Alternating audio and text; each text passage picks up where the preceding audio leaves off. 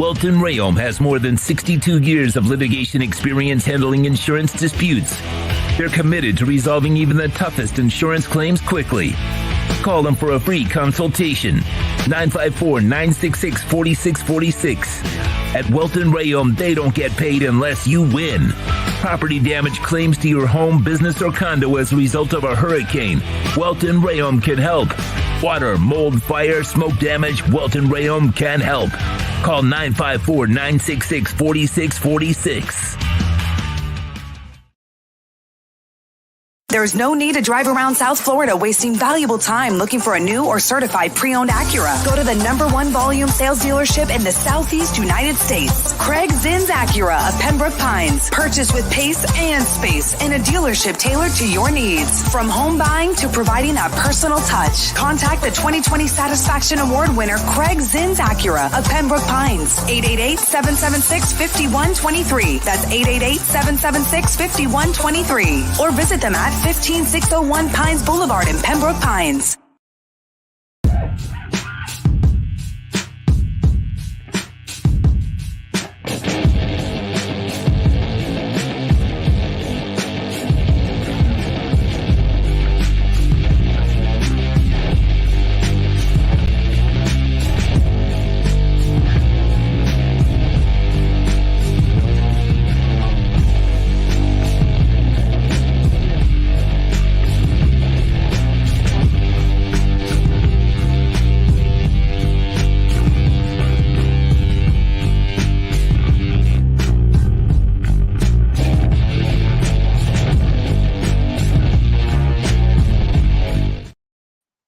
All right, I believe we are live. It is the Squared Circle Digest. It is Halloween, and I am acting like I know what I'm doing.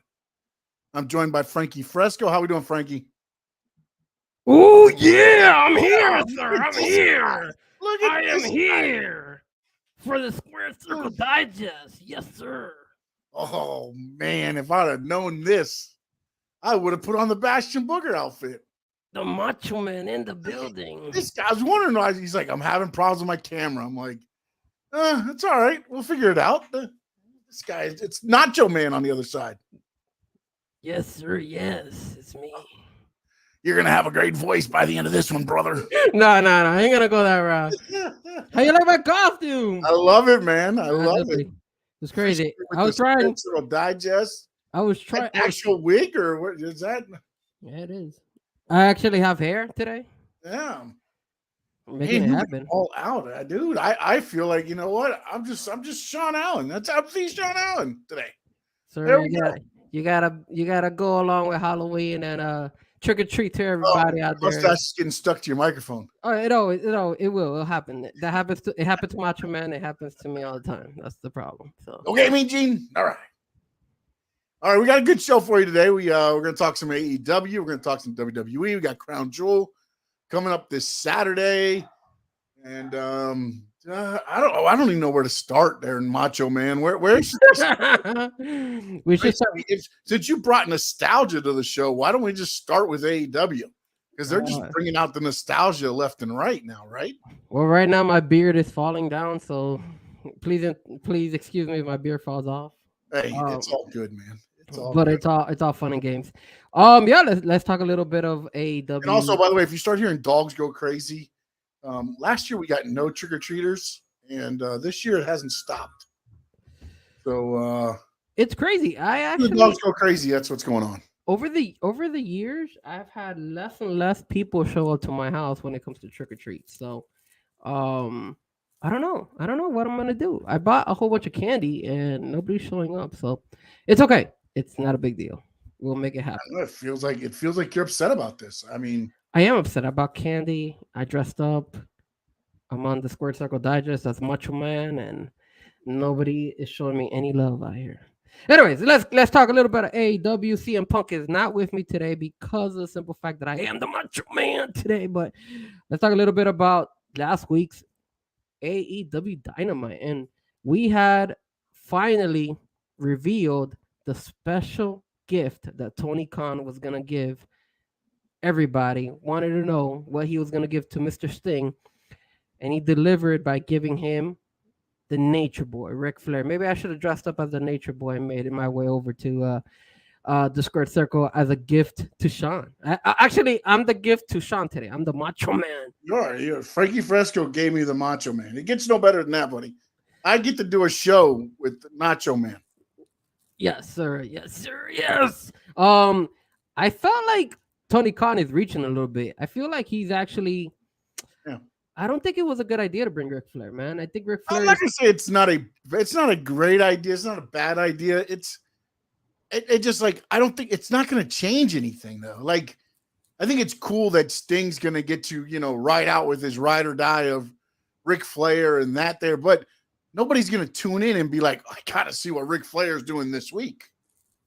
Well, I mean, Ric Flair is up there in age, man. I mean, no, that too. I mean, it's not like he's really going to do much of anything, anyways. But apparently, he's just going to be there with Sting for the next 3 months or 4 months and finish this out with him. That's the deal, apparently. Well, let me tell you. Let me ask you this: did it make any sense to bring him out there? Did it get any attention? Did it bring anything to the show? In my opinion, it didn't. I think the only thing it did bring was that Christian got to throw some jabs at him. Those were good. Yeah. Those were worth watching. But besides that, everything else when it came to Ric Flair, I mean, he barely walked his way over to the ring. I was just shocked that he made it all the way over there, man. It's. I was just like, okay, here's your surprise thing, and I'm like, and then I heard it, and I'm like, no. like for instance, let me just go back to Tony Khan with this stuff, okay? Whenever he thinks he needs ratings, what's his go-to? Announcements. Yes, he's got one this week, by the way. There's a Tony Khan announcement just announced today. Yeah, he just went on. Tony Khan announcement. Then it was, it's like it just feels like he's like concentrate on your product. Put more. It's like. It bothers me sometimes where he thinks he can rely on him doing an announcement and then pulling a legend or somebody out of the past to be the go-to for AEW. It's like, bro, that well's running dry. I mean, what do you expect bringing? How old is Ric Flair? Like 80 years old now? He's like up there in age. He's 72, man. Don't jump him up there in age, bro. Well, you know what? If he's 72. Man, he doesn't look that good for 72. That's just my honest opinion. It sucks. Dude, really? Ric Flair should probably be dead like 12 times. Oh, obviously he survived that a couple of scares, but honestly, in my opinion, 74 years old. 74. The reason I say that is because my dad is 72. My dad looks a lot better than he does, to be honest with you, man.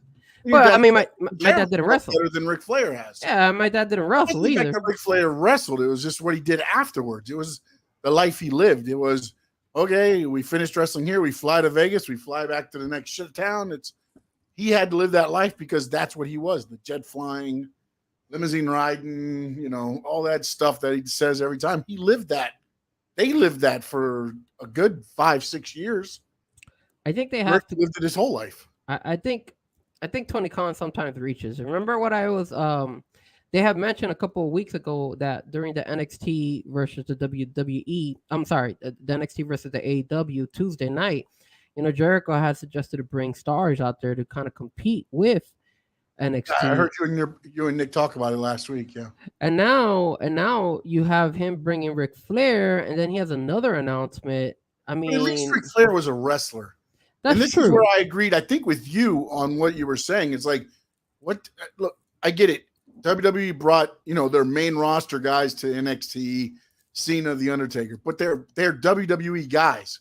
You're not going out and getting Snoop and I forgot who else Chris Jericho had said, but you're like that just feels like, okay, we don't feel like you guys can do it, so we have to go out and bring in these guys to put eyes on the product. And I mean, I just feel that when you start going that far to bring all these famous people and bringing these old wrestlers back, I don't know, man. I think you're reaching, bro. I think it's not needed. Like, come up with better storylines, and you won't need to bring these guys over. You understand me? Like, he brought, Ric Flair. He's brought in, what they did with Jimmy Fly Snukem wasn't that bad, but still, like you see, like they keep bringing these old guys. I mean, they've brought in Conan before. They brought in Chavo Guerrero before. There's so many people that he's Yeah, but brought. at least they brought them in for like storyline parts of the angle. You know, at least Chavo had a thing that was going to be with Vicky, and things got messed up and things like that. But that's beside the point. But at least those made sense, though. And I get Ric Flair makes sense to be with Sting because of everything they've done. But when he said, "I'm going to be with you for the full ride," it's like, why? Exactly. Like, what is he gonna bring to the table? Like, I almost feel like Ric Flair's going to turn on him, like in the old Horseman days, and he's going to be like trying to rid the wrestling world of Sting before March of next year. I mean, I feel like that's what this is going to end up turning into. do you think that would be a good idea to make him a heel and turn him? No, He shouldn't be doing anything with AEW in the first place. and it's like, I mean, it would have been great. Here's your present. All right, thank you for everything you've done for me. They did it right there on that show. Yep. Done. And the crowd didn't even give a huge pop. Like the crowd was like, okay, he's there, nice. Again, remember, Ric Flair's looked at as probably a WWE guy. True. Yeah, but you still get a pop whenever you have a wrestler like that. No. But he is old. Unfortunately, he is much older now. I just think he is revered as a WWE guy. He's revered as a WWE guy. He's not nothing bad about it. It's just that's what he is. That's another good factor that he's just. I mean, I don't think Ric Flair was needed to be out there, or if they were gonna do it, like what you said, just bring him for that show and call it a day. Yeah. But I mean, the only good thing, like you said, a Sting appreciation night on a Rampage, and just made Sting appreciation night and had like, like they did with Ric Flair's retirement on Raw. They made those 3 hours about Ric Flair, and then ultimately it was him in the ring at the end, and then they did all the surprises of the people that people didn't know was going to be there and things like that. So that's what I think. Like again, maybe as it got closer, it really surprised me when it was like, next week, Tony Khan has a present for us. It's like, bro, he just announced it, man. He just announced that he's done at Revolution 2024, and you already got presents. Like you gotta give him presents. That's the way Tony Khan does it. Presents for everybody. You know what? Oprah Winfrey style. This is what I think would have done wonders for AEW. If Tony Khan went to give him a present, and it was somebody who attacked him, and Tony Khan flips the script of being this damn fanboy and actually was like, I'm going to end you before Revolution, and just set out to be like, I'm going to be the one to rid the wrestling world of Sting. Go angry Tony Khan at this point. Just go angry, man. He won't. That would have been better than like. Oh, my beer keeps falling again, down. It hurts me to say too, because I love Ric Flair. I love everything he's done for the business, but it's like, you don't bring anything to the table in this essence. It's unfortunate, man. He just. As a matter of fact, during the thing, they're like, there's three guys. It's Christian, it's Luchasaurus, and it's what's the young guy's name? Damn it, Nick. Who are you talking about? Darby Allin. What's the guy that he brought in? Nick Wayne. Nick Wayne. Or those three are there. They're looking at Darby and Sting, and they say, "We challenge you. Find a partner." Ric Flair's in the ring with them. Well, yeah, that makes no sense because he can't fight. So it's like, okay, now we got to find somebody to be my partner, even though this guy's standing next to me. Like that's stuff like that is true. That's a very good point. It didn't make any sense, and then it looks off because you're right. You can't use Ric Flair to actually go ahead. If anything, they're being your corner until the last minute. Like for what? If anything, they could have had Ric Flair come out with whoever their third partner was going to be at. That would have made at least a little bit more sense. But I don't know, man. Tony Khan sometimes looks like he just doesn't know what he's doing. I think he tries too hard. I think he thinks he's smarter. It's the same thing that happened with Vince McMahon. They think they're smarter and like, haha, this is going to be that moment Sting and Ric Flair reunite. That's 20 years late, man. It is definitely for that. Definitely 20 years late. The other thing we wanted to talk about was Saturday night was a big night. They had another. Was it really a big night? They had a pay-per-view match on Saturday Collision again. And once again, Tony Khan delivers a fight that should be presented on a pay-per-view. And it drew flies. You saw that? That is sad. 427,000 views. And again, it really shows you that they've been making mistakes. They made a mistake by bringing Collision on Saturdays, and they're making mistakes. I think they'll be all right. Look, this is the thing, man. Football's only until January, or actually December, because once it hits bowl season, they're going to control that night. Really, I mean, because basketball really doesn't do much on Saturday. They're more Sunday heavy. Hockey, no, not really. You know what I'm saying? Like, so I think once that ends, they'll be fine, because the only thing they're really losing to right now is live sports. If they were losing to something else, then I think I'd be more worried, because again, with Warner Brothers, WBD's told them they just want them to win their night, and they're doing that. Other than, of course, live sports, your college footballs and the World Series. I don't think the World Series fell on this particular Saturday, but for Wednesday it hurt them because it was game 1 and things like that. So ultimately, I think they're going to be okay. I don't think it was a mistake, but I had said I wonder what happens once it goes on Saturday, just for that fact that, like, you go against so much competition from September to December, because December 1st usually starts tailing off and then go into the bowl games, the 16th, 17th area. Yep. So, again, they just got to get through this time. And then, again, numbers are never going to be big on Saturday, I don't believe. Because, no, I don't think so either. Because you can record the show and everything else. I mean, so, but again, they got to be smarter on how to me, they've never been smart on how they book these shows. It's always been pay-per-view matches for free, and that goes back to when it was just Dynamite. I just think that they, again, dropped the ball with putting a good fight on a Saturday, and you only get 400,000 people to watch it. I also feel that they're putting a lot of pressure on MJF. They're working him because that's their biggest star, but there's nothing really behind it. Like, you understand me? Like, we were going to talk about this, and this is what got me a little bit concerned, is the simple fact that they're doing so many storylines for MJF, and they brought that back on Saturday. They actually went ahead and they have Wardlow now looking at MJF. They have Samoa Joe looking at MJF. They had the Acclaim who wants to help MJF. You got Roderick Strong who's talking about MJF. You got and Kenny Omega who just fought him on Saturday for the belt. I mean, and then let's not forget about Jay White, who's supposedly fighting him in a next pay-per-view. You got 6 different fighters, 6 different wrestlers trying to go after the same guy.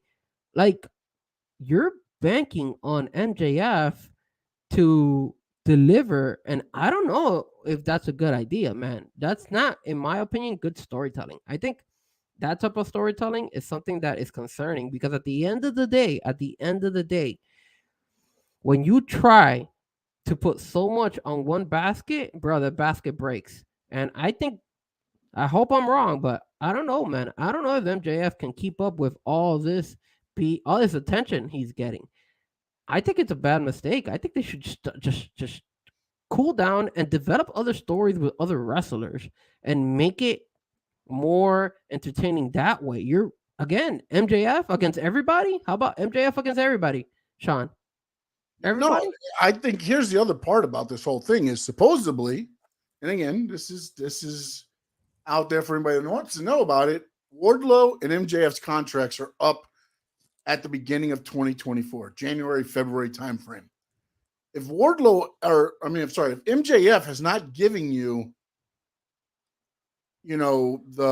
hey, I'm staying, you're putting a lot of eggs in a basket that might not be there. Yes, one of these guys are probably going to win the title if he leaves, but you just had him beat Kenny Omega.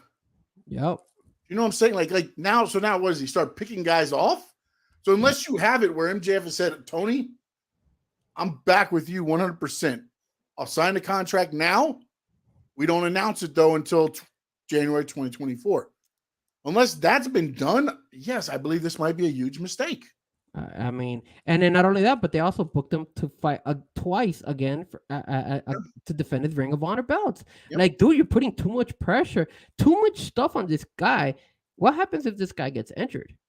where are you gonna go with the And storyline? this is why I'm believing that he's told them he's leaving. And they're getting all the mileage they can off of this guy right now. You think MJF is gonna leave AEW? I'm just saying, I mean, dude, you don't work somebody like this. Like, you're working the wheels off this guy for what? You are, man. You really are. He's doing, he's like 2-on-1 tag, and it's not like you're setting up any type of angles for him. No, you're not.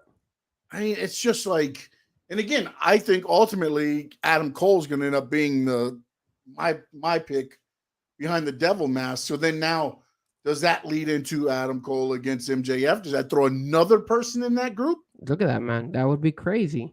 Well, there was rumors saying that it would make perfect sense if MJF, the devil was CM Punk, and they were able to bring him back as the devil in AEW. Obviously, we don't think that's what's gonna happen. That's out the door. It's wishful thinking, but In wrestling, you never say never. But I mean, again, if they did that, that would be amazing. the way everything ended, I don't know, man. I never say never in wrestling.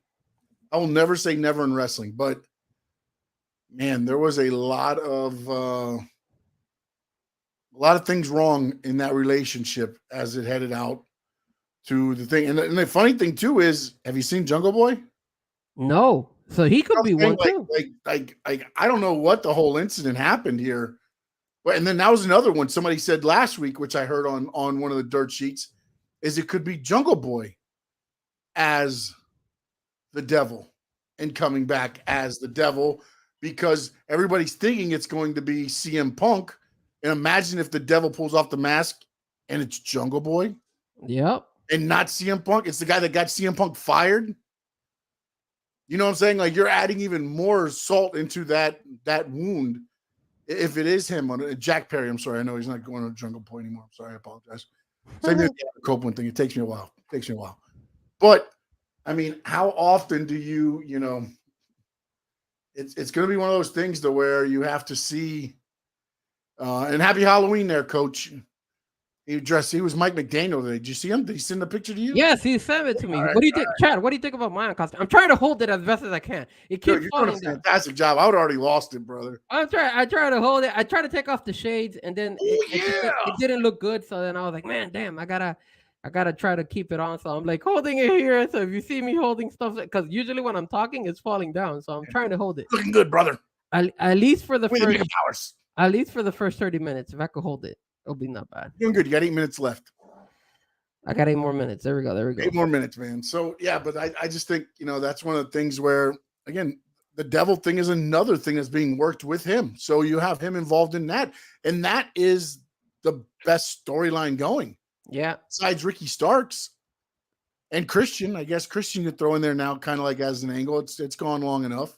So you got Christian, Ricky Starks, and MJF. I mean, I know they mentioned a little bit about Chris Jericho and how he got attacked by Hobbs and he was questioning himself and all that stuff. But I don't know, that hasn't developed either, because look at on Saturday. On Saturday, Arvis Hobbs was looking at the fight as well. And I'm like, oh my God, now they brought Hobbs in there to look at MJF as well. I'm like, come on, man. Like, how many people are you sticking to look at MJF? Like, I know that Don Callis came out to mess up this guy, Kenny Omega, but come on, dude. Like, you're going ahead and you're doing these extra things. Now you're putting Hobbs. I don't know if Hobbs was looking at Kenny Omega or maybe he was looking at MJF, but I don't know what to tell you, man. God forbid this guy gets injured. What are you gonna do now? And why are you why are you putting all your eggs in one basket, dude? Like, especially a basket that might not be there. Exactly. Like why are you doing that? Like, for me, it just seems like it's bad storytelling. I don't think it's bad storytelling. I just think there's no storytelling. That's the problem. Well, I mean, there's no, unless it's Christian, who's probably doing his own thing right now. Agreed? I mean, I would say, right? Yeah. Chris Jericho is probably doing his own thing, which is why he's doing the angle now to where he's questioning himself. Yeah. And then now they booked him with the Omega in a tag team match against the two guys that was with the Jericho Appreciation Society for Wednesday. Like, so it's one of those things to where, like, most of the stuff I think that's going on is really just being done because you have such good performers doing it. It's Christian, it's Starks, it's Jericho. And then you have MJF, who's probably the best storyline going, but now they're just trying to pile everybody into the storyline. Remember, it started off MJF and Adam Cole. Then Adam Cole hurt his ankle that he needed surgery for. Then they started the Roddy stuff, which is good. Don't get me wrong. That played in perfectly with this angle. But the whole thing is like, you have this guy that says, I have to go get surgery on my ankle. Yep. If he's really that, I mean, think about this now. Again, this is where I think sometimes Tony Khan thinks he's smarter than us wrestling fans. So you're holding Adam Cole out and not letting him go get surgery so that he can do a skit with Roderick Strong to postpone his surgery in order for him to come back because you don't need him back? Is that what you're telling us? You don't need Adam Cole? I don't know, man. And then you have so many. You got MJF also defending his belts, defending the tag team belts. Who does he have? Or is it going to be again a handicap type of match? It looks like it's going to be a handicap type match. The only thing I do like though too that they've thrown the Max Caster curveball in there with the whole thing. You know, they're kind of throwing a little curveball like, hey, I want to be a partner, but you don't want me to be a partner. You know what I'm saying? At least that's a different. It's going along with everything, but it's going to be tough, man, because again, MJF, what happens if he's all your eggs are in that basket and that basket picks up and goes somewhere else? Yeah, man. What are you left with? What are you left with? And if they lose MJF, that's a big loss for AEW. Oh. That's huge for them. That's their best star. Your homegrown guy. That's your homegrown guy to the moon, left first opportunity he could. It's not gonna look good. And then on top of that, you lost Jake Cargill, you lose MJF, you could possibly lose Wardlow. And I've heard Ricky Starks is very interested in going Ricky Starks. Dude, there's so many people who want to leave AEW. Like, and then what are you gonna do to recover? The only thing that I'm interested in seeing though is Endeavor's in charge of the contracts now. I saw that. So WWE doesn't have that. You know what? We'll just one up them. I'm sure Endeavor's going to have some like, hey, look, this is what we're going to. You know what I'm saying? So it's going to be interesting, too, to say, okay, they want him. He wants to go. But are they really going to be the biggest bidder? Yeah. Because Tony Khan doesn't have that to worry about. He owns the company. That is true. That's a good point. Old. So Endeavor might be the hiccup that Tony Khan needs. Absolutely. And then to make things kind of out there is that I heard that on the WWE side, they haven't renewed anybody's contracts. So they've held it off since the merger. Exactly. So you don't even know who they're gonna keep, who they're gonna let go, how these contracts are gonna work moving forward, whether they're gonna go ahead and give them 3 to 4 years, or if they're gonna give them just 1 year. You don't know anything. We don't even know if they maybe start treating it like UFC, where they're like, okay, you know what? You can't do UFC. What are you gonna do? Dude, they're on per fight. They're on like 5 fight contracts. Exactly. So you do after your 5th match. No. Contract's over. You do 5 pay-per-views and then you're done. No. You work your way through 5 pay-per-views and then you get out. You're out of here. They do that. Could happen. No way, man. There's no way. It could happen. You're going to give me 5 pay-per-views and then I can be out of work? No, I ain't signing no contract. Well, how long is 5 pay-per-views for the WWE? That's 5 months. 5 months. You gonna work someplace for 5 months and not be guaranteed to have a deal after that? No. I don't know. But and then you have a 90-day no complete cost. So for 8 months, I'm stuck because I signed a 5-month deal. No, dude. I'll sign a 3-year deal and then you keep me out for 3 months. Okay, I'll do that. I'm gonna have to lose the beer because the beer. I made it through 30 minutes, so I'm not happy. 8:29 technically. You got one more minute. Oh man, rip the skin off. Oh, you know what? No, there you go. I'll keep this one. There we go. That beer. Hey, now you got a little Morrison going there. I could be Morrison now. AEW style. Okay, Johnny TV then. Johnny TV. There you go. Yeah, that thing kept falling off. It was crazy. I know. Yeah, as you kept moving, it kept going further. I know. But this one's doing not bad. I like it. But yeah, man. So I mean, we'll see what they do with the angle with MJF. I mean, we'll see what they do.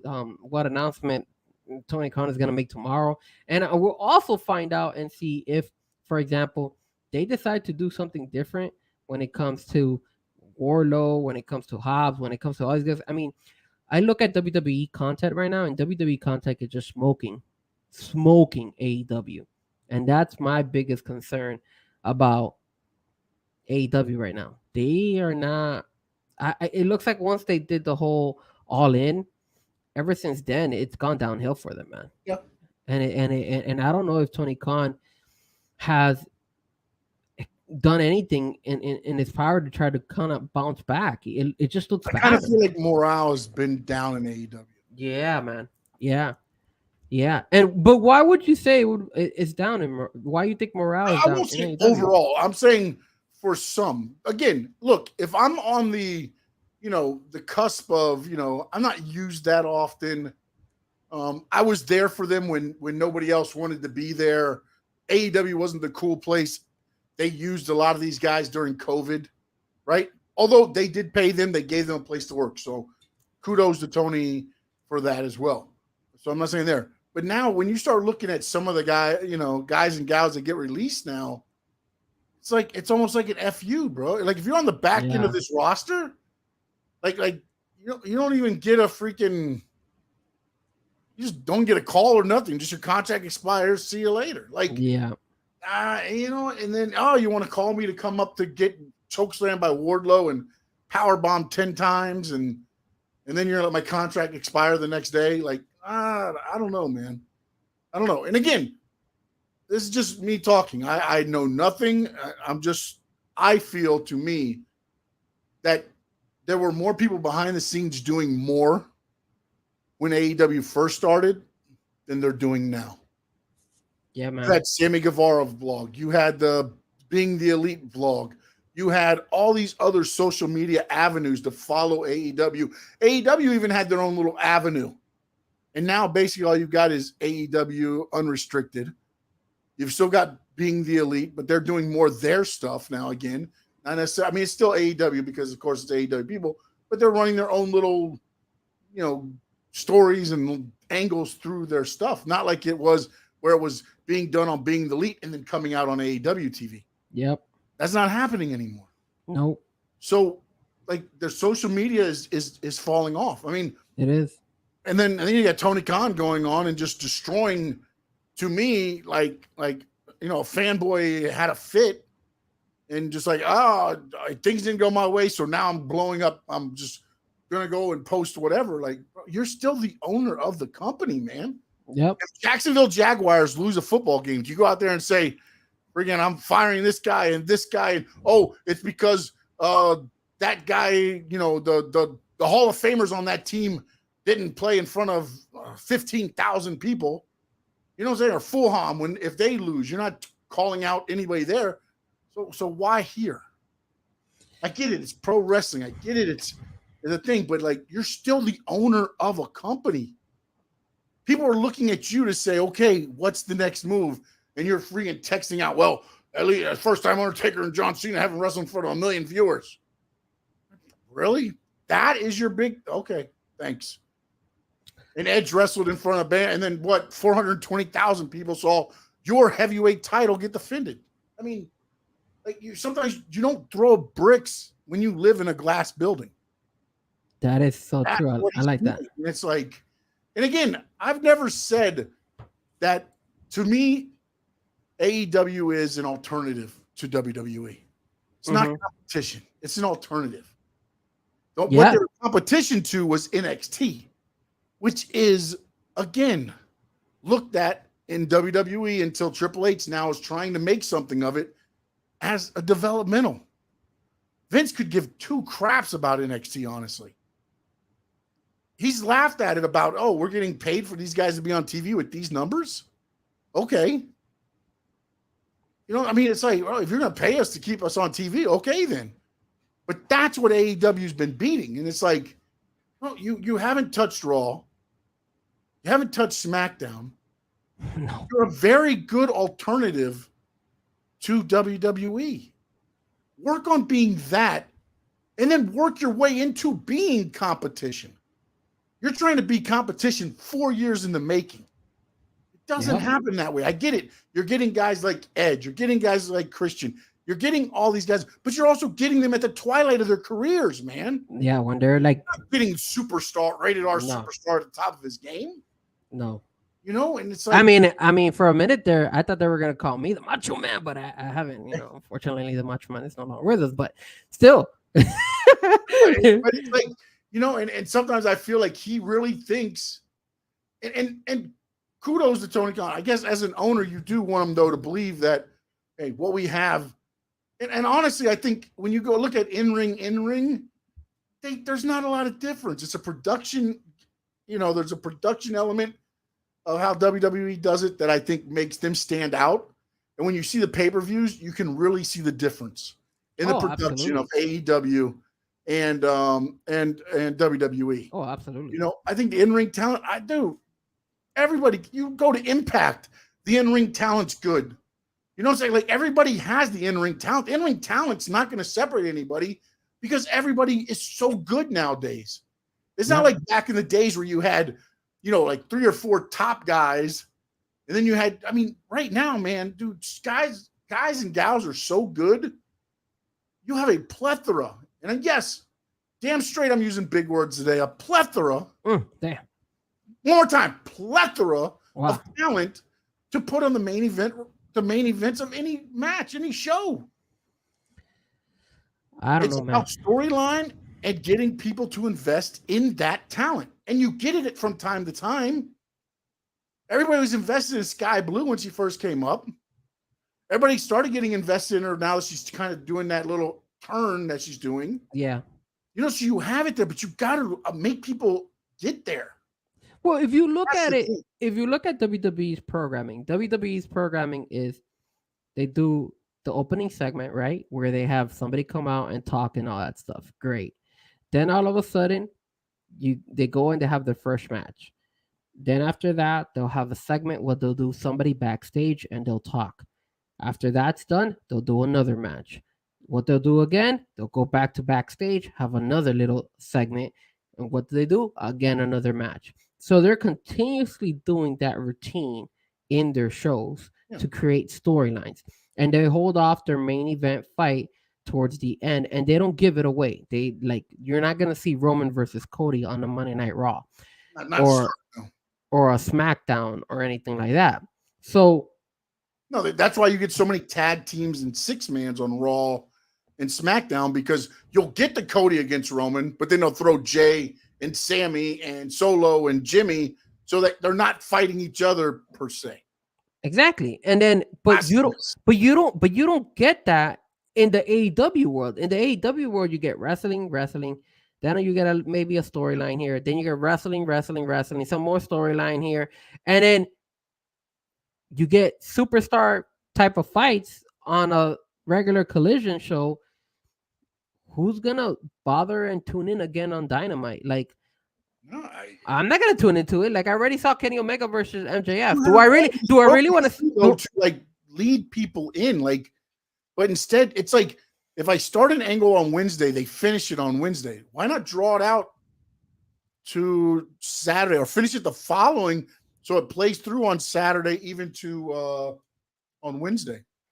Yeah, make it suspenseful, man. Make it seem like something, like make it believe that you're gonna go against Kenny Omega, and then all of a sudden somebody gets attacked in the back, or like when you're walking into the ring or something. Something that makes the people intrigued and be like, wait, what is going on here? What is gonna happen in Dynamite next week, or what's gonna happen on Collision? Your only announcements is every time they have a show, they're like, hey, next week, MJF versus Kenny Omega. Next week, Warlow versus Blase. You're just selling matches. And yes, that's good for you and me, but for the growing audience, they don't care about that crap. They don't see it as, hey, we need to tune in. No, they're like, they're wrestling? Okay, cool. There's a lot more into storytelling than just wrestling. I'm sorry. You're not going to gain an audience that way, man. And honestly, at the end of the day, man, if Tony keeps going this way and then he loses MJF, he loses Warlow, he loses Ricky Stark, he loses all his homegrown talent, get ready, AEW, because I love AEW. You know I'm Mr. AEW, but I don't think AEW is gonna last, man. No, it'll last, dude. It'll last because there's nothing else there. I mean, you got Impact TNA now, but they're okay with where they're at. That's the thing that I think Tony. But even TNA did a good job with the Impact. TNA did a good job doing the little vignette of them bringing back TNA. I mean, even they started to make this controversy of possibly MJF coming to TNA. It's making people want to actually be like, hey, you know what? Maybe I should tune into TNA and see what the hell's going on over there. They're the CM Punk going to TNA. Yeah, no. That's what I'm saying though. But they understand where they're at. Like they're not like they're trying to be the best TNA and Impact they can be. That's what Tony Khan needs to focus on. Forget all this stuff about you're not competition for WWE right now. You're not. I'm sorry. I love the product. I like AEW. I like what they're doing. I love the wrestling. But you don't have the whole package yet. You don't, man. And the thing that you have also, another thing that Tony Khan has done a piss poor job on is this. Too many tweeners. Is he a good guy? Is he a bad guy? I don't know. That's everybody on their roster. Other than Willow Nightingale is a pure face. But everybody else is what? And Christian's probably the heel. You know, you look at Christian, you go, okay, he's the heel. But everybody else is like a tweener. Like you can cheer for him or you can. And I feel like they did that so they could put anybody against anybody at any time on a Dynamite and not have to worry about babyface and heel. Well, you're right about that. You have no investment in anybody because they have, you don't boo him, you don't cheer him, you just, there he is. That's a good point because who was it? I think it was the Young Bucks and Hangman Page were wrestling against. I don't remember who it was. I don't remember who, but they were on they defended the Ring of Honor triple belts. Man, who were they fighting? Was that against Dark Order? Were they fighting the Dark Order people? Was that on a not this week, but last week's Collision, wasn't it? I don't remember. I think it was in last week's Collision, but where I was going with this was that there was actually people booing Hangman Page and the Young Bucks while they were wrestling. And I was like, man, this is interesting because you're not getting that same reaction. People are like, yo, we don't want to go ahead and cheer for the Young Bucks and Kenny Omega and Hangman Page. So it's like, you're right. You really don't know who to cheer for nowadays because everybody's so like middle of the pack. You're either a good guy for one night I'm a good guy, one night I'm a bad guy. David so bad at explaining that too, though. That's the other part. Like in WWE, guys, some guys are tweeners, but it's set up as the story goes on to know, okay, we can cheer for him. You know what I'm saying? Like the whole thing they're doing with the Miz now. But you see how they're turning him? How they're making him now a baby? Yeah, no, that's what I'm saying though. But now it's like, okay, now we can start feeling sympathy for the Miz. Boom, he pops Vinci, or no, he pulls the rope down. Vinci goes over, he nails the other one, and then Gunther chops him, and everybody's like, oh, like they went from booing the Miz as he comes out to like, oh no. Yep. Miz is down. And they did that in like what, 2.5 minutes? Yep. But again, the WWE audience, and again, it's what WWE has done though, is they tell the story and the emotion, and then most of the time, the fans understand and get it to be like, oh, okay, Miz is going to be a good guy now. Yeah. Yeah, because at the end of the day, that's the route they want to take. And keep in mind, the fight between the Miz versus Gunther, I think that's a great fight. I think that's I hope. And also, it goes to a story I heard, and I really didn't believe it, that Miz wants to be part of DIY with Ciampa and Gargano, who are now feuding with Imperium. Miz now with Gunther, now you have 6-man. Look at that. Look at how creative they are with that. But when it comes to the AEW side, you don't have that. Like, you got Malachi Black with the House of Black out there, right? And then all of a sudden, whatever happened to the feud that they had with Andrade? They kind of just left that. And left now they brought back LFI, right? That was on Saturday. They brought them back. So Andrade's probably will go with them, I believe, because he was part of the group. before he went to WWE. So, again, maybe they're setting up a story, but again, it's one of those things to where do they follow through with the whole story, man? I feel like they're almost like, okay, most of our fans know where we're going, so we'll just cut it and then we'll get into the action. And not only following it all the way through, as I said, AEW is not for casuals. They need to start booking more for casual wrestling fans, whether they want them to stay or not. Correct. Book it that way so that some people get the like, oh, okay, this is what's going on. But I think they feel like their fans are so smart to the wrestling and wrestling business that no matter what we do, they're going to cheer for whoever they want anyways. And you know what? They may be right. But for some of those fans, they're only reacting to because this guy in the third row is doing that and he's sitting beside him. The guy knows nothing. The guy doesn't know who this guy is, but everybody else is booing him, so I'm going to boo him. And that's where you lose some of the casual fans because they get lost and it's like, what is this? And not only that, but they It's usually supersized indie show is what it ends up being. And they do these one-offs. I do not mean that. Also, I do not mean that disrespectful. I mean that as far as what sets the TV shows apart from indie shows is the production. Yes. You go to an indie show, you're going to have a fantastic time. The wrestling's great, everything else, but it's the production part of it. And not only that, but I think DiTrapio actually said it. Lucha Libre and AEW collaboration. They like doing these one-offs where you'll have some type of wrestler from another organization come and wrestle, and then that's it. And for you and me, okay, that's great. For maybe the hometown, for the people in like the one that they had in Rampage, hey, you had the Mexican Lucha Libre guys wrestle. That's great, but that's a one-off. After that, there's no story. There's nothing going on there. Kyle Fletcher, you have him one day you don't see him ever again for a couple of weeks. Same thing goes with all those guys from New Japan Wrestling. Same thing goes when they were doing when they had that type of agreement as well. Impact comes back for 6 weeks, and then he's gone for 6 weeks.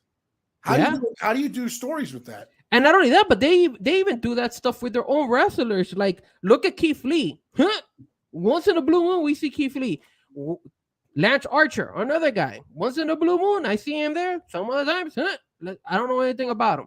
It's very, very lackluster when it comes to their storytelling, and it's definitely visible. And that's why you don't get any more audience people tuning in. That's why you get these numbers. That's why you get the same people tuning in and watch.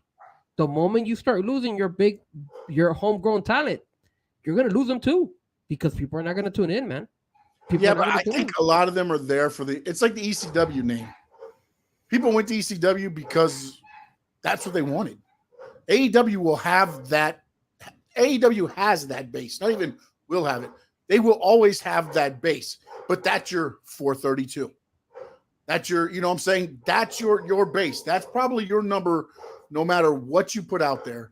Your number is probably going to be 432. It's sad. Build from that.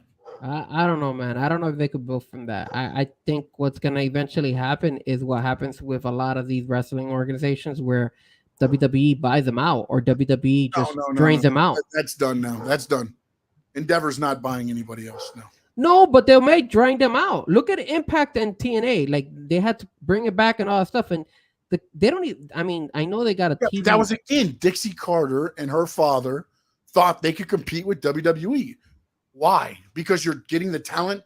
Look, and I say this over and over, and hardly am I ever wrong on this part of Vince McMahon. If Vince McMahon doesn't want you, that's because you can't bring him money. That's true. That's the only time he lets you go. Yeah, but Vince McMahon is not running the show now, though. Money. No, but he's that part of the business has stayed. If you can't make us money, they're not gonna keep you. And not only that, but you want to know something? Now that you bring it up, if they don't agree to their terms of contract, I think Endeavor is gonna be okay with letting you go. Because look how the UFC works. The UFC, look at Francis Ngannou, how Francis Ngannou wanted a big money contract, and the UFC said, no, we're not going to give you a big money contract. You could leave. We'll bring the next guy. The next guy will replace you, and we'll be able to deliver a show without them. Guys that think they're hot shit. Which I think right now is the problem with Drew McIntyre. And I'm not going to say that Drew McIntyre doesn't deserve money. I don't know what his current contract situation. Did a hell of a job for them through the COVID era. But again, everybody was doing that on there was only two companies really running at that point. It was WWE and AEW. AEW was paying their talent. WWE was paying their talent. AEW was bringing in some independent workers to help out, and they were getting paid as well. So, and I remember Seth Rollins, the promo last night. He's like, dude, in that time, everybody was going through something. And you're sitting here complaining about, it's almost like where they're trying to turn Drew heel, which I think that's the main objective to this whole thing. He's crying the foul about everything else, and now it's there. But again, it's the story to where with what Seth told you last night, if you were on the fence and you're like, you know what, in 2020, you're damn right, I wasn't getting paid. And this guy's complaining because that's when he won the heavyweight title and he had a job and he was getting paid. Again, they're putting little nuggets in there to where people know, okay, wait, that's the guy I'm supposed to hate. They're telling me he thinks he's better than me. You know what I'm saying? Like little things like that is why I think like the production value, the storytelling, everything in WWE is just above All Elite right now, man. It's sad that AEW over the years has gotten, in my opinion, worse. Well, I think that also another thing is this. And again, this is all Sean Stanley's opinion. So come at me if you want, at Sean_Stanley11. However you want to look at it. Come at him. Come at me. I don't care. Come at me. I'll bash and booger your ass quickly. But the one thing that makes AEW so good is they allow so much, liberties to their talent. And what is it called? Creative. Damn it. They allow them to have a lot of creative to their characters and everything else. But also now I think that's where it's hurting them. Oh, yeah, of course. Because you can't reel it back in now. Nope. Because guess what? My contract's up. Oh, this is what we're doing? All right, I'll just go over there where they're going to tell me what to do. But I already know that. You said I was going to be able to do what I want to do here. I think that's where Tony Khan should have already changed that type of mentality over there in All Elite. He should have gone ahead and said, yo, I'm the one running the show. I'm the one telling you what you shouldn't do. And I'll take your input and see what I like and what I don't like, and then I'll run with it. But not everything that you say is going to work. And the problem is I don't think Tony Khan has enough balls to go ahead and tell his wrestlers and his employees, hey, look, you know what? No, I'm not going to do it. Like he might do it with maybe some of the softer wrestlers, like maybe like a Sammy Guevara or something like that. But try telling that to Try telling that to Adam Copeland. Try telling that to Jericho. Go to Jericho. Go to Adam Copeland. Go to Christian. And what they should do is set up a senior council. And let those three go through and look at everything and kind of quality control. And Big Show too as well. Dustin's another one, a real good one too as well. Dustin Rhodes, you throw them in there, make a little council to look at what's going on, where we need to improve, and get this thing going the right way. And honestly, it's not going the wrong way. So, but by going the right way, I mean going up. You know what I'm saying? Not. I don't think there's. Again, we talked about it, man. When they did those two shows on the same night, I said it was a great Tuesday night of wrestling because the fans won. And I think every time I watch Dynamite, you enjoy the show for the most part. But now I think it's become more obvious that there's a lot more they could do to make it better than before. Before it was just like, okay, they were just going through and everybody's like, oh, Dynamite's awesome, Dynamite's awesome, Dynamite's awesome. Now people are starting to look at it and going, it's awesome, but why is it staying the same? It's staying stagnant or going down a little bit, then up, then going up double to go back down another one. You know what I'm saying? Like it's never taking step forward, step forward, step forward. Where they were for a while was step forward, step forward, step forward, step forward. And then when the whole CM Punk thing happened, it was like, yep. For me, Frank's AEW or Fresco's AEW, I wouldn't even contemplate bringing some of these wrestlers like Chris Jericho, Adam Copeland, the guys who actually wrestle into that inner circle. I would bring people who are out of it already. So people who are retired and have them do their thing. They don't understand. Here's the other problem I think they have too. Is like Arn Anderson left, by the way. Arn Anderson's contract expired August. See, Arn Anderson. Those type of guys. Like if you were to bring Arn Anderson, Ric Flair, I don't keep up with this talent today. Well, he doesn't have their way of what they feel wrestling is. That's why I said your Jerichos, your Edges, your Christians, Dustin Run, because they have reinvented themselves. Yeah, but they're still wrestling. This type of talent. Yeah, but they're still wrestling, so they're gonna be biased to kind of cater to their character or storylines related to them. Like they feel like I have to go ahead and put myself in that storyline in order for me to probably get this guy over. No, you need somebody, a third. What we're doing. A third party perspective. Look, you got somebody who knows the business, but is no longer wrestling in the business. Yeah, but they're not in the AEW locker room. They don't understand the AEW locker. That's what happened with CM Punk. That's what's happened at the beginning with Edge. Now he's starting to come around more to understanding what the AEW locker room is. That's been the problem, man. It's like people coming into this don't understand what AEW's locker room is because it's unlike anything that you've ever.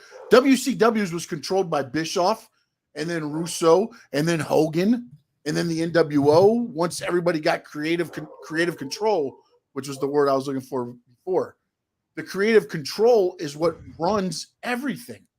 And when you come from WWE, you don't got to say in much of anything. You want to look at what happened with Alpha Academy. What, 3 weeks ago, it looked like damn Chad Gable was about to hit a meteoric rise when he was taking on Gunther for the Intercontinental title. Now he's losing to an NXT tag team that just got brought up to the thing. Yeah, I saw that. That's how quick it changes. You know what I'm saying? Like, that's how quick it can change. And that's part of the problem, I think, is, and then I remember back to when they did the All Access with AEW. Sammy Guevara was like, oh, I feel like I deserve this. You don't deserve anything, man. You might feel you've earned it, and maybe you have. But if those guys, the powers that be, don't believe you haven't done shit, buddy. Sorry to tell you. You may have thought you did it. You may have had a great match, but that doesn't pay the bills, man. DJ Mimo, what's up, buddy? What's up, Memo? Yeah, actually, you guys saw me with half my beard. I took off my goatee portion of my Hey, it was only on until 8:30. You got to rewind back to the 8:30 parts. Yeah, go back to 8:30. You'll see the full Macho Man costume. I'm halfway Macho Man right now. A shaved Macho Man. But yeah, that's pretty much on the AEW side. Unless you have anything else you wanted to talk about in the AEW side. I mean, most of my stuff, I don't really watch the shows anymore. Looking at the matches, I just started looking at like, why is like what you did with the MJF? Why is everybody after MJF and nobody else has a damn storyline? I hate that, man. You know, you got Christian Starks. Edge is kind of, or Adam Copeland is kind of involved in Christian's, whatever that is there, and then you have MJF with everybody else on the roster after him. And I never thought about what you just said a couple minutes ago, but yeah, I agree, man. Maybe they're trying to get the most they can from MJF before he leaves. And if that's the case, man, that's gonna suck because they're gonna lose a lot of fan base, man. And WWE is only gonna get bigger, bro, if they figure it out. Yeah, the only thing that's gonna stop them now is that Endeavor. That's gonna be an interesting little hiccup that could become when we talk about WWE going forward. Because I don't see a lot of $3 million contracts being handed out much more. Yeah. All right. Well, let's go ahead and switch it up a little bit. I know that we've been talking a little bit, quite a few about AEW, but let's go ahead and switch it up and let's go to our top 5. And this week, we wanted to do it a little bit Happy Halloween type of style. I know my beer fell. I apologize. But our top 5 wrestling costumes to wear. Obviously, I thought really, really hard about this because there's so many wrestlers out there that I wish I could wear their costume. But I will say this, I am intrigued to see who Sean would be dressed up as. And guys, also, if you do, go ahead on the chat and write who would you like us to dress up as next year. Because what I did this year is basically my number We should do a 5. live show somewhere next year. We got a year to get it together. We should do a live and have everybody dress up as their favorite wrestler and come to our show wherever we're at. We'll do it live somewhere. We'll try to find a place and let's do it next year. Let's have a costume party and make it happen. Are you telling me, you know what? If we do that, I will only do it with one condition. You gotta slam me in a table. Yes. I'll powerbomb you through a table. Oh my God, you're gonna break my back. It's gonna. No. I'll push down nicely. You'll be fine. Maybe you'll fix my back. Yeah, all right, so number 5, you guys might have seen me wear it today, and it's the Macho Man Randy Savage. I went ahead and tried to wear that today. Unfortunately, the beard did not work as best as I can. Hold on, let me see if I can still kind of put it together. That way, you guys can get at least. Oh, there it is. That was the look. it is. Yeah. That's how it was when I first started, but now it's coming off. So, Macho Man Randy Savage, my number 5 costume. I would love to wear. It's falling everywhere now. Yeah, now you're ripping your skin back off again. Oh, Jesus Christ, I look terrible. Yeah. What about you? My number 5 right now, because I got a bald head. You got to go with Stone Cold Steve Austin, buddy. Oh man, Pop a mud hole in him and walk him dry. You know what I'm saying? there's nothing wrong wearing a Stone Cold Steve Austin, and you could wear that. Oh, let me hold on a second. I'm going all the way down there. Not only can you go, I can't even see with these shades. Hold on, I'll take them off for a minute. Jesus What happened Christ. there? You were fine a minute ago. Now I can't see. I can't even see the when I'm typing. Oh, because it's a small screen now. Okay. Yeah, so it's like hard for me to even be able to type. I can't even type this. Why is it not letting me type it? Sorry, technical difficulties, guys. I'll type it in there in just a minute. I don't know what's going on. My computer's like acting up. It's not letting me type it. It's only letting me type at the top. But that's not what I'm trying to do. Hold on, let me see. Let me see if I could go down. I can't even go down. I wonder why. That's weird. Let me see. Is it letting me type on this one? Yeah, it's letting me type on this one. I wonder why it's not letting me. Hold on, let me try one last thing. Undo typing. Because I had it for like a split second, and then it went. There you go. I got it. Stone Cold. Finally. Yeah, I knew something was going on. All right, I wrote this down. My number 4 would be the Ultimate Warrior. You got no hair, man. I know. That's probably why I went with guys that have a lot of hair. That's my look. I'm trying to go for it. That were guys that could actually almost pull off, you know? Come on, man. I just pulled off the Macho Man's wig. What are you talking about? Now I just got to figure out how to get the Ultimate Warrior's hair now. Oh, my God. What do you got number 4, sir? Number 4, you won an Olympic gold medal with a broken freaking neck. Oh. Kurt Angle. Not only that, but you could actually even come out to that song and everybody could scream. Yeah, and say I saw. Yeah, not bad. My number 3, man. So I'm going, guys. You're like dreaming here. I am dreaming. Yeah, the Ultimate Warrior. Okay, buddy. I'm going with another guy that had a lot of hair, and that is my friend Mankind. Oh my goodness. Yes, sir. I needed Mankind to be with me. I could wear that mask. I could put some fake hair, just like I did with the Macho Man Randy Savage hair. Mankind is my number 3.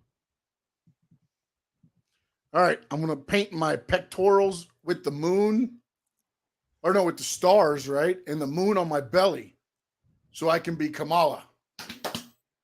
Oh, I like it. Very reasonable, very. Yes. It goes with your character. I think you could pull it off easily. Oh, I can eat some Kamala, eat the chicken wings and things. Oh, so good.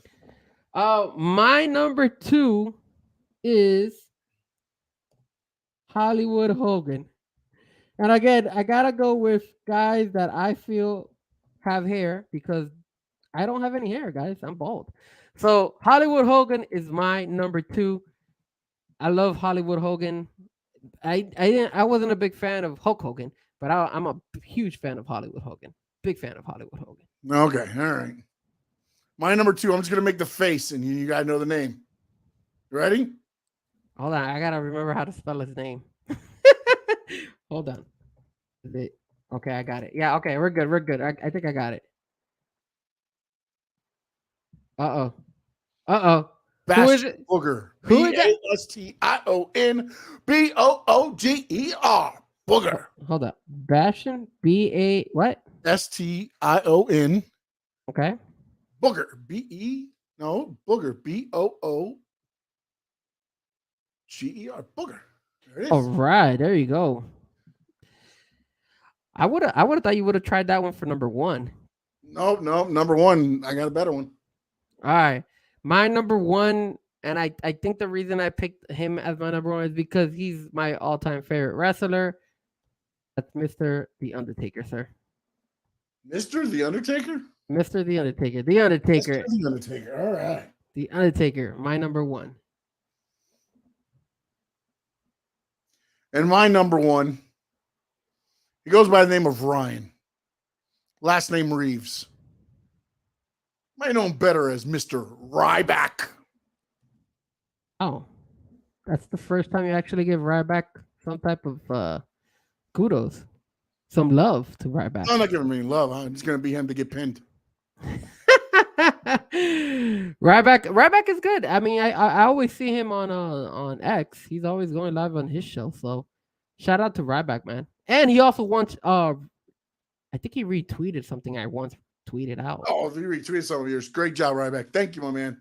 Appreciate you. Ryback. Oh, you know what? He did retweet it. He Ryback. He retweeted more. He retweeted my comment that he should come to AEW.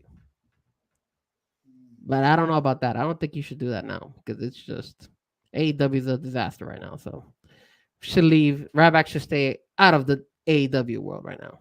But yeah, that's our top 5, guys. I hope you guys enjoyed our lookalikes that we're trying to do. Yes, I did Macho Man Randy Savage, but my beard did fall. And maybe next year I will be the Ultimate Warrior. It's amazing. You and your brother almost, your brother has Ric Flair, Undertaker, HBK, Rated R, Ultimate Warrior. I'm telling you, man. I mean, I can't pull HBK and Rated R because if I'm going to try to pull those guys, I have to lose a lot of weight. Maybe I should try to do those. The Nature Boy, Ric Flair, Wait a minute. Wait a minute. The only body on that whole thing that you can pull off is Mankind.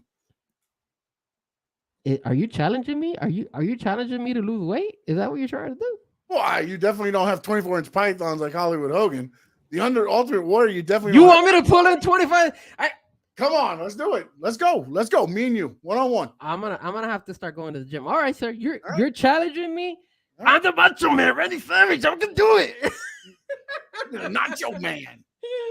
If I could do anything, I will promise you I will make my way over and build myself to the Hollywood Hogan type of body. All right, let's see it. Let me see you build up like Hollywood Hogan. Okay. All right. That's a challenge. Hey, right now you're Mankind. All right. Challenge accepted, sir. Challenge accepted. And I'm Kamala or Bastion Booger. So. But this is like falling off too already. So I'm gonna switch it up, ladies and gentlemen. Let me take this off for a minute. Oh, look at that! I even got it marked on my head. Look at that! Look at that, buddy. That's so funny. But yeah, guys, this is the true Frankie Frezko, the one, the only, the one without no hair. We look similar. The only thing I shaved the beard today. I shaved the beard a little bit. Why can't you don't look like me? That's a problem. No. I'm gonna try to wear the bandana though. I'm gonna try to wear it. Do that. That way we don't look like two bald guys out here.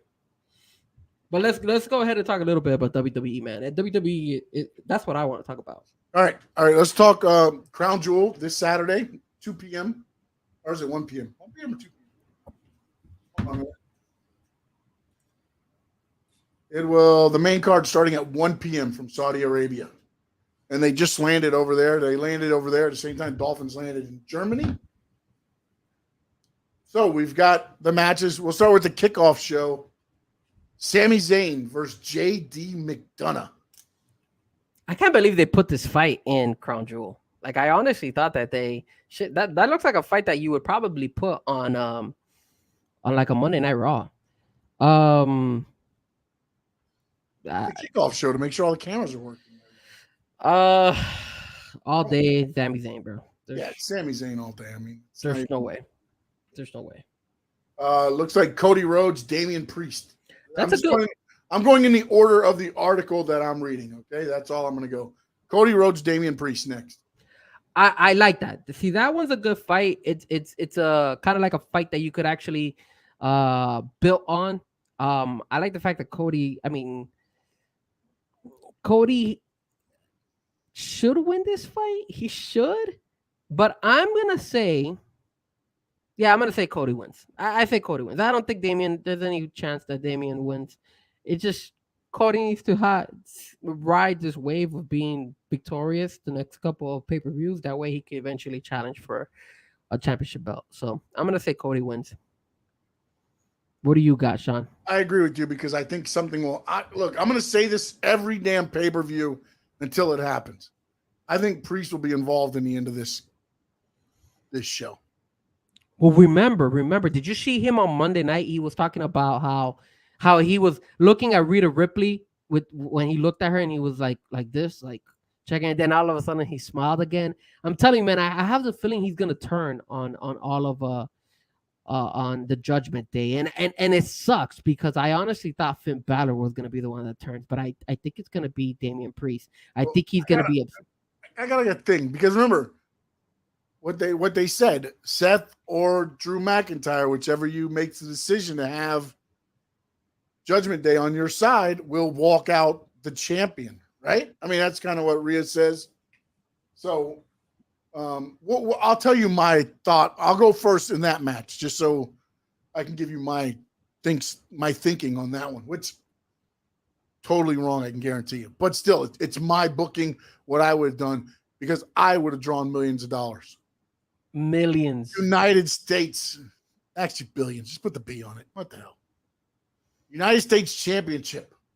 LWO Rey Mysterio takes on Logan Paul, and I believe all my nightmares come true in this match. Well, before I answer that question, do I look like one of those ladies that like cleans, like mopping, and then she has like a bandana on her head? I think that put a little bit of eyeliner on there. You might, yeah. I might pull it off.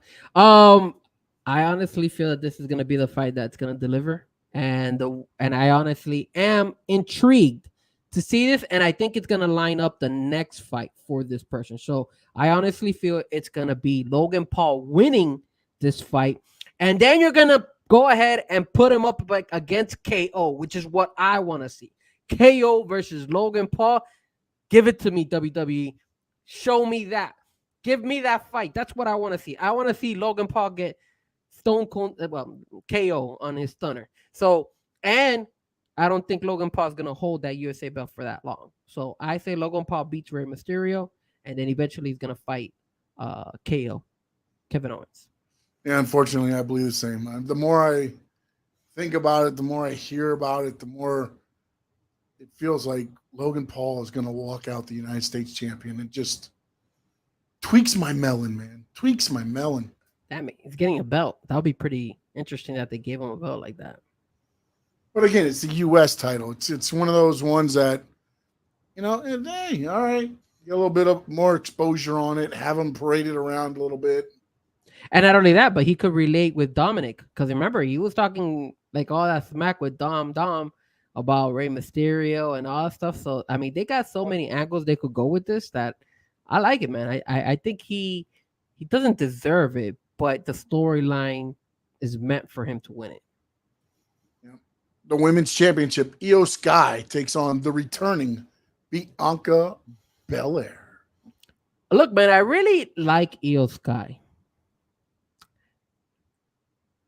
But I'm going to be honest with you. I think the belt weighs heavy on her, man. I don't think that she's a very good champion. I think, you know how you say sometimes, hey, the belt makes the wrestler? I'm sorry, the wrestler makes the belt. or the wrestler needs the belt, or the rest. I don't know what I'm saying here, but No. Usually, it's the wrestler should make the title. The title shouldn't make the wrestler. okay, I don't get that vibe from Io Sky. I'm sorry, I really don't. I think she's a good wrestler, but I don't think she deserves to keep being the women's champion. I don't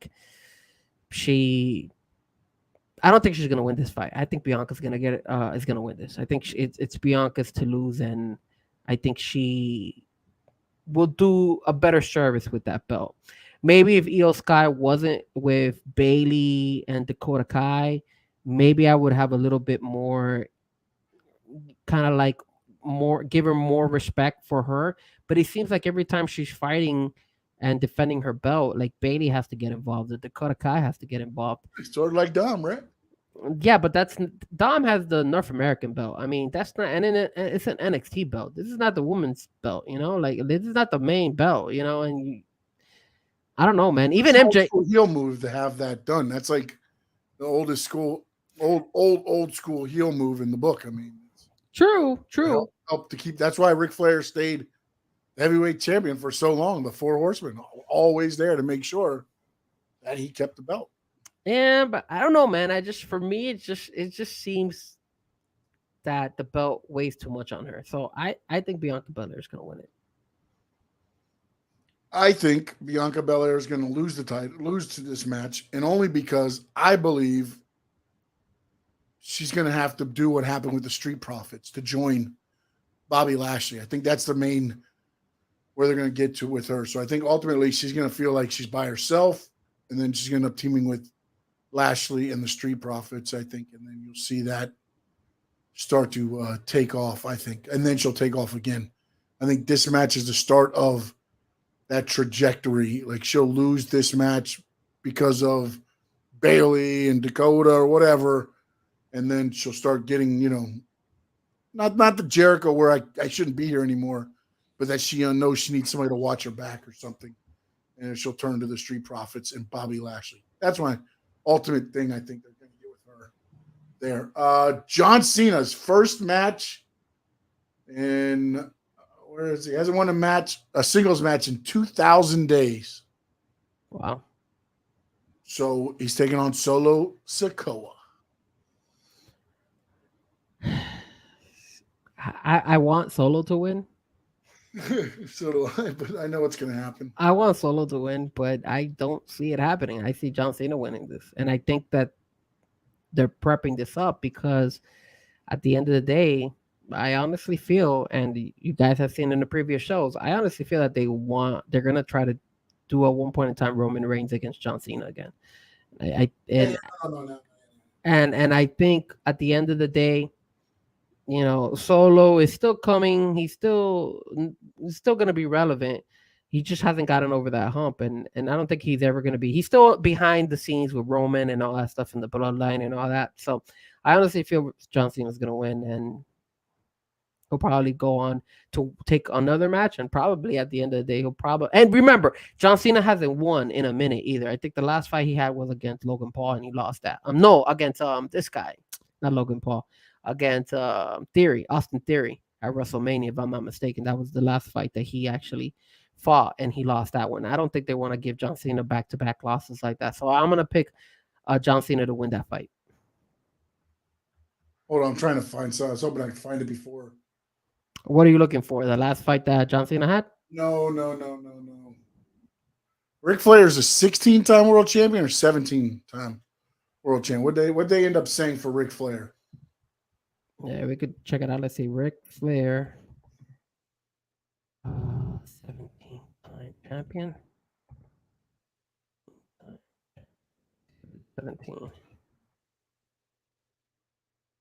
Ric Flair had the belt. Ric Flair is 16. All right. Tied with John Cena. John Cena's tied with him, right? Yeah. I think now that Ric Flair went to AEW, I think this is exactly where they give him the FU. And I don't mean that just because it's John Cena. I think ultimately, Charlotte Flair was originally the one slated to beat Ric Flair record. But I think with everything going on, if Ric Flair maybe he didn't get the blessing of WWE before he went. He pulled this trick. What better way than to put Cena as the 17-time world champion? Yeah, but the thing is, why would the WWE care about what AEW is doing, man? To be honest with you, like that's kind of petty if they do that. No. But see, here's where you're wrong. When Ric Flair was down, WWE was there to help him out. When he needed stuff and things like that, you know what I'm saying? But Ric Flair's about the money. AEW offered him money, and he went because he's got to pay the bills. Because he can never not pay the bills or what, apparently he always has to have money. He's in all these businesses now, but he's still got to show up on the competitors' show to stick it to WWE because WWE doesn't want him in there with Charlotte anymore. Doesn't make sense. Charlotte doesn't want him there. Yeah. So I think ultimately, not saying at this show, but I agree with you. Cena wins because ultimately it's to build it up. Now, whether Cena actually gets to become that 17th time will be something else, but that's going to be the talking point of Cena Roman Reigns. Yeah, I think that's what's going to happen. I think those two guys are eventually going to fight. I wouldn't be surprised if they probably fight in Survivor Series. We'll talk about that next because that's next after I talk about this because I'm a little bit confused. The Women's World Championship, Rhea Ripley takes on Nia Jax, Shayna Baszler, Raquel Rodriguez, and Zoe Stark. So this is a good fight because it's you're showcasing all these girls, Obviously, we know that just Rita versus each one of them, like one-on-one, she would beat every single one of them. So at least it gives us kind of like a wild card type of vibe. Like, hey, maybe they gang up on Rhea Ripley, and then that's the way she actually loses the belt. I honestly feel Rhea Ripley will lose the belt at one point in time, but not right now. And the reason I say that is because she is part of the Judgment Day, and she's been bragging about how she's always kept her end of the bargain being the women's champion. She hasn't gone ahead and she hasn't lost it before. So with the whole angle of Damian Priest looking at her and all that stuff, I think eventually when she loses that belt, that's when Damian Priest is going to turn and stir up that Judgment Day and be like, look, you see all this stuff that you were talking about? Now, look, you're the one that lost the belt. You want to come at us? Well, now we're going to come at you. And then there's a good way of her, whether she's going to do her own thing with Dom or come back, but that's too soon. That's not going to happen anytime soon. It's going to take a while before that develops. So I say Rhea Ripley wins it. I say this is your chance to get the belt off of Rhea. If you want to take it, this will be the time because Rhea doesn't have to get pinned. Rhea does not need to get pinned in here. If this is the match where you want to take off, because you don't hurt her standing. The only standing you hurt is, as you said, because she's always using that as the crutch of why she leads the Judgment Day. So, with that being said, I don't know that anybody in this match can hold on to the belt. That is my only issue with everybody that's in this match. None of them, to me, hold up to be, unless they put it onto Shayna to move it straight to Becky at the next pay-per-view or something like that. That's like she's like the only one that kind of has like a slim chance. That's the only way I see is like that. Or even, Nia, I could see winning it and then losing to Becky maybe. But again, if you build her up as the monster, then do you want her to lose to Becky? That's the thing. I just see Shayna being that one to where like somebody hits a finish, she butts him out of the way real quick, gets the quick pin, and then she takes on Becky at the net. But then we get the Survivor Series. Okay, so, and we'll discuss that later. So right now my pick is Rhea Ripley, but we'll discuss more that here in a moment. Seth Rollins, Drew McIntyre. I really want Drew McIntyre to win this. I am tired of Seth Rollins winning. I know that they had the little story at the end on Monday night when Damian Priest was looking at him and telling him, look, I can cash the Money in the Bank on you. Man, I wish Drew McIntyre would win it. I don't see Drew McIntyre winning this. It sucks, you guys. I'm like picking every single person who's favorite on this, but I just don't know where they would go with Drew McIntyre. And this, if anything, worst case scenario would probably be Drew McIntyre wins, and then he gets Seth Rollins gets a rematch on Monday night, and then he regains it or something like that. But personally, I just think Seth Rollins is gonna win this. Yeah. My thing is, Judgment Day said they would back one of the two. What if Drew picks Judgment Day to have his back, helps him win the title, and that look that Damian Priest gave Rhea was because he was going to cash it in, and he cashes it in and beats Drew as soon as Drew wins it. But here's my problem with that now. It doesn't end the show. Do you have Damian Priest cash in, and then your main event comes on, Roman Reigns versus LA Knight? Nope. Can't do that. Exactly. Seth Rollins, I think, keeps it. And I've always said this. I'm looking at this as an order thing. If they switch it around for some reason and have LA Knight and Roman open the show, and then they push Seth Rollins to Drew McIntyre as the main event, then I can see that happening. If it does not, then I don't think anything crazy happens in this match. I don't see Seth or Roman losing the belts at these like small, well, not small, but not the big pay-per-views, not the big ones like you would see in the Survivor Series or a Summer. But also you have to let's go into Survivor Series. Let's talk about Survivor Series for a minute. What do you see as the direction for Survivor Series? As far as what? What matches? Well, they're gonna have the SmackDown versus the Raw. Are they? They are. They are. How? Who? What, you're gonna have Nick start picking his wrestlers that he thinks deserve to be for the SmackDown. They're also building up, I feel, to Judgment Day, Cody. Like on that side, it feels like it's Cody, it's Jay, it's Sammy, it's, I don't know, maybe we grab one more person. I don't know who else that other person is, but it feels like they're building up for that match as well. So then who's left to do Raw versus SmackDown? You know what I'm saying? And then you have no titles on the line that night? Because supposedly Roman's going to take more time off after this match until I think around Royal Rumble.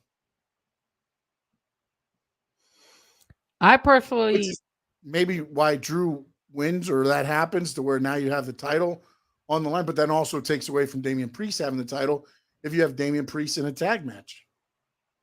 Well, you don't need the main roster, like the big guys, to be in that SmackDown versus Raw. You could still work with some of the guys that you have, and the majority of them, and then you still have a main event where Seth is probably going up against, I don't know, whoever they decide to put him up against.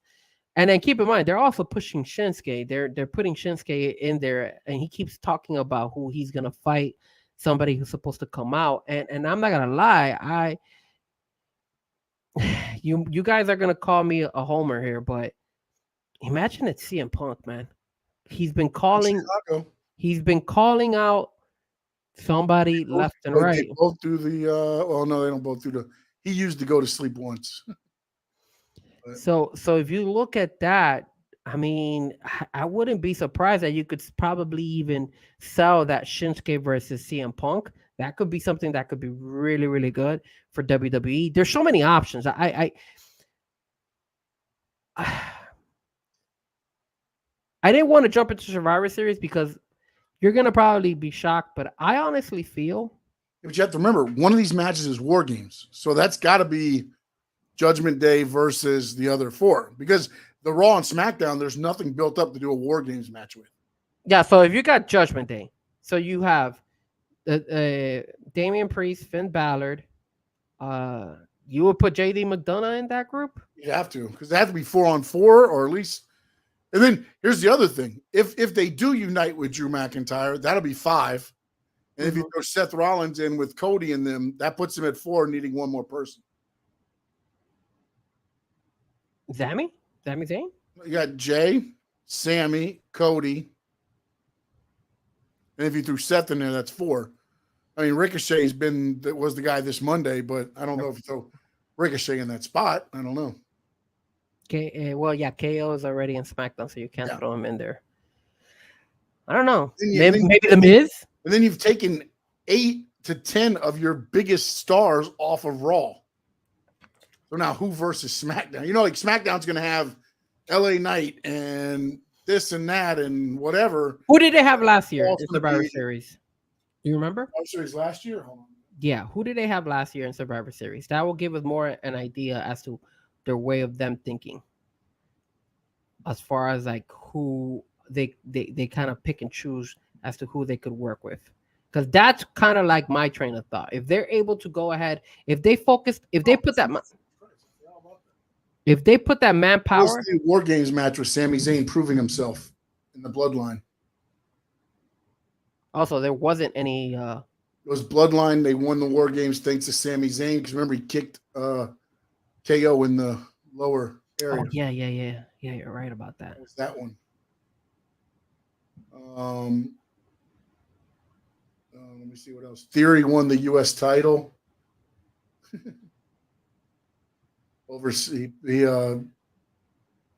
beat Lashley and Rollins. Ronda Rousey, SmackDown Women's Championship over Shotzi. Wow. AJ Styles beat Finn Balor. Becky Lynch won War Games for Team Bianca. There's Team Bianca, Bianca Belair, Becky Lynch, Asuka, Alexa Bliss, and Mia Yim against Bayley, Dakota Kai, Io Sky, Rhea Ripley, and Nikki Cross. So they did a men's and a women's War Game match last year. Yeah, but I don't think you could do that this year. Or at least they haven't built it up for them to do that. Unless you start doing that right after Crown Jewel and you have to start pushing it. Yeah. Maybe Bianca Belair losing kind of pushes certain things in that perspective. I don't know, because it's interesting. It's interesting where they're going. I mean, you could put Jade Cargill in there as well. Maybe Jade Cargill starts showing up into the Survivor Series, and that kind of brings a pop. But again, it's just you put her first match being in that. No. You don't. But have you noticed they haven't even? I didn't see her. Was she on Monday Night Raw? I didn't even see her on Monday Night Raw. I looked quickly. I'm not gonna lie. I didn't. So you had Roman, Jey Uso, Jimmy Uso, Sami Zayn, and Solo Sikoa, and then they were fighting the Brawling Brutes. Yeah, they're not gonna have much time either, man. Kevin Owens. Let's see. When's the pay-per-view is this week, this Saturday, right? Yeah. That is the 4th. Mm-hmm. 3 weeks is Survivor Series, the 25th. You got to put that Judgment Day. So that Judgment Day has to be a group. Yeah. So you're gonna have Damian Priest, one of the Survivor Series matches. Yeah. Damian Priest, Finn Balor, JD McDonough, Dominic Mysterio, and they need one more person to add on that group, and that would represent that. That would represent what, that Monday, or would it be the Raw or the SmackDown? The Raw, right? That would be Raw, but in War Games, it's got to be It's like Raw versus SmackDown. No, it's to settle the feud like that. It's not a Raw versus SmackDown type match. That's what I was saying. Well, that's true, because last year they didn't do that. Is you're locked in trying to like get rid of somebody, which is what I thought Sami Zayn was saying earlier. He's like, call me rebellion, call me, everything else, because I believe that is what the War Games match is going to be. Wait, so then on the other one, so you got the Judgment Day. We got 4 on the Judgment Day side, right? We'll wait. You got 4 right now. Let's hold off on the 5th one, and then on the opposite end, you would have, let's say, Judgment Day cost Drew McIntyre the belt, and so then you have Seth teams up with Drew McIntyre to help them out, and then you got Jey Uso, you got Cody Rhodes, and then you have Sami. So you have those 5, because the way you would work it is they cost Drew McIntyre, so Drew McIntyre is going to be upset at the Judgment Day, so he wants to get back at the Judgment Day, and he'll team up with Seth and those guys. So you have those 5 there. The only person I'm trying to think is who could be that 5th person for Judgment Day, to make it 5-on-5. I don't know. And then last year they had 5-on-5, right? Yeah, 1, 2, 3, 4, 5. Yeah. It's Bloodline and no. Yes. I'm sorry. Yes. Yeah, it's 5. Uso, Solo, Roman, and Sammy. So who can they bring in the Judgment Day? Unless they bring somebody in Crown Jewel that helps out Judgment Day. Well, see, what I was thinking was Judgment Day helps out Drew McIntyre, which forces Seth Rollins to join Sammy and them. So now you've got 5 on Judgment Day, and you've got 4 on Cody, Jay, Sammy, Seth, and now they add one more. You could do that too. There, so that would be your 5th. You could spin it that way too, but the question is, who would they add then? So who would we add if it goes my route, which is the Judgment Day route, or who would you add your route, which would be on the babyface side, I guess you would say. But I don't know who could they, because Shinsuke is a heel. Well, but then you also said they're kind of about a match about somebody come out, and if they are waiting for that, they're going to do it there, because then, you never say CM Punk's going to be there, but it's looked at like, okay, CM Punk's going to be that person to come out in Chicago to take on Shinsuke. You don't want to give away that if that's what they're doing. I'm not saying it is. Yeah. I'm not saying it's CM Punk. It's just, it feels like they're doing the same thing they did when they said Brock Lesnar was coming to confront somebody in Madison Square Garden on Christmas Eve, and ended up being Austin Theory, and everybody thought he was going to fight Roman or something. And then it was like this whole thing, like, and they said, no. We said he's coming to confront somebody at Madison Square Garden. We didn't say he was confronting Roman. You guys threw it out there. You threw out the name there, and it feels like now that's everybody's throwing that CM Punk name out there. So now, boom. I got an idea. If you were to go with the way I pictured it, where you have the 4 of the Judgment Day, who could jump and join the Judgment Day? Logan Paul, because Logan Paul would now be related to Dominic Mysterio, have something in common, and then Dominic could probably bring Logan Paul into that, and then he won't be part of the Judgment Day, but he'll help him out because now he has that relationship with Dom. I don't know if you want him in that match. There's no high flying because there's a roof on the cage. It's. Is there any high flyer on the babyface side? And it's like Jay, I guess you can call him a high flyer, but who? Which one? Jay Uso. But you can do the splash because the roof is, it's like you can dive out. You can't go up. I think you could go that route. I think Logan Paul would be the person that they could probably help the Judgment Day, because then he could be like, hey, Logan just beat my deadbeat dad. Maybe I could get him to work with me and stuff like that, and then bring him over to the Judgment Day and help him out. Especially since, remember, Logan Paul was looking at KO, and KO was like, screw it, I don't want to be there. And remember, KO has that good relationship with Zammy, so it's like, hey, you have a lot of angles you could kind of work with. Maybe Logan Paul joining that, because I think what they're going to do in Survivor Series is I think they're also going to put Gunther in there, and he's going to have to defend his Intercontinental belt in Survivor Series one-on-one with somebody. I hope it's The Miz, but if not The Miz, then hopefully it's Bronson Reed. Well, why wouldn't Rhea call on Paul Heyman to send somebody in to help out? They got that little group going together too now. So, because I honestly thought it was going to be Judgment Day and Solo and Jimmy versus Cody, and then throw KO back over in that group, because now you can throw SmackDown and Raw both into it. But then they went and made the Nick Aldis thing with Jey Uso when he got kicked out. So then I thought they were going, okay, no, it's not going to be Judgment Day and Bloodline versus the faces. Now it's going to be Raw versus SmackDown. But if you did that, you can't. Where does Judgment Day fall in? Because technically, you want to be technical about it. Finn and Damian can be on either show because they're the undisputed tag team champions. Correct. But Dominic and JD are Raw.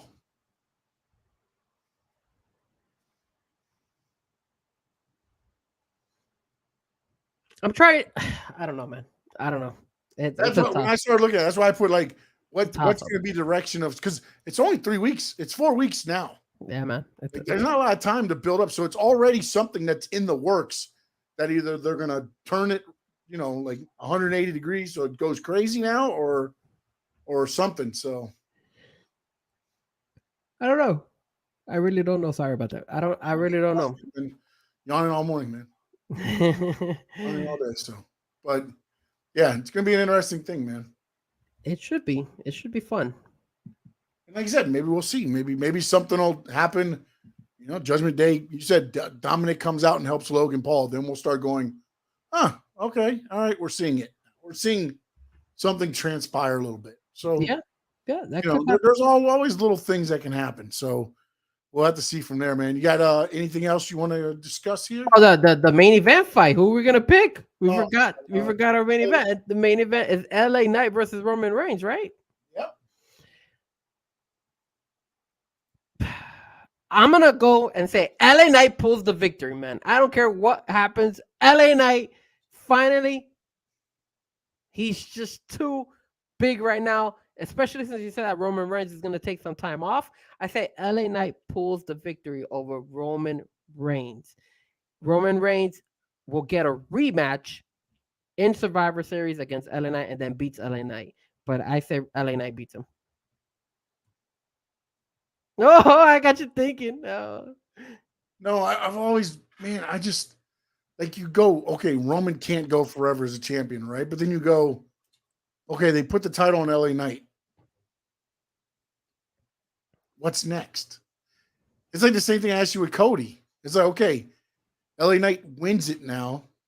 Now he's the champion. What's next? Solo? You could put Jimmy? him.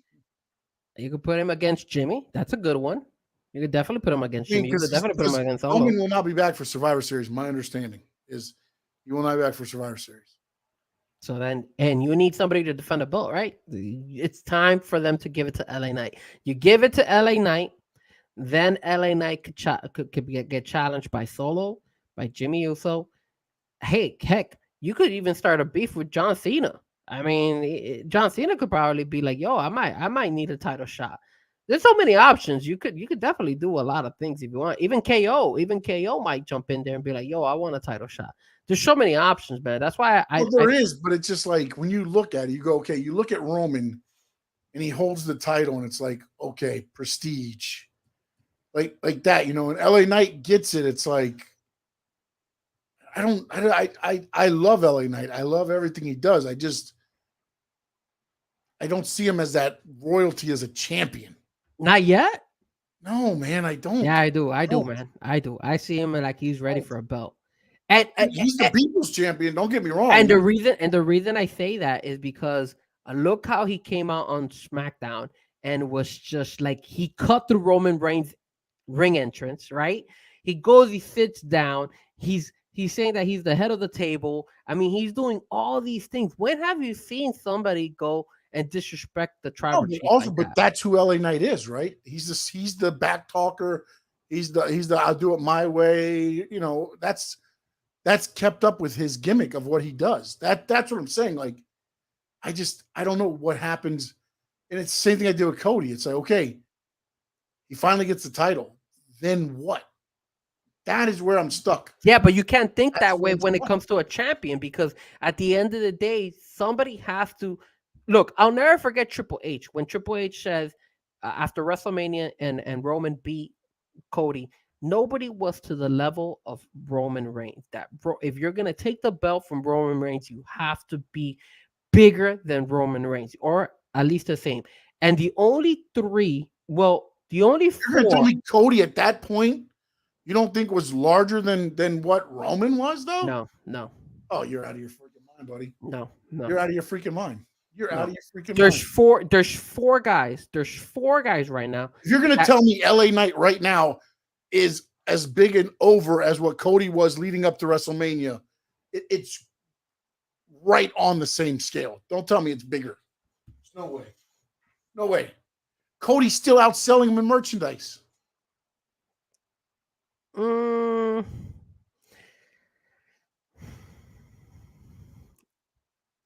Look, you threw me off, but I'm gonna stick to my guns.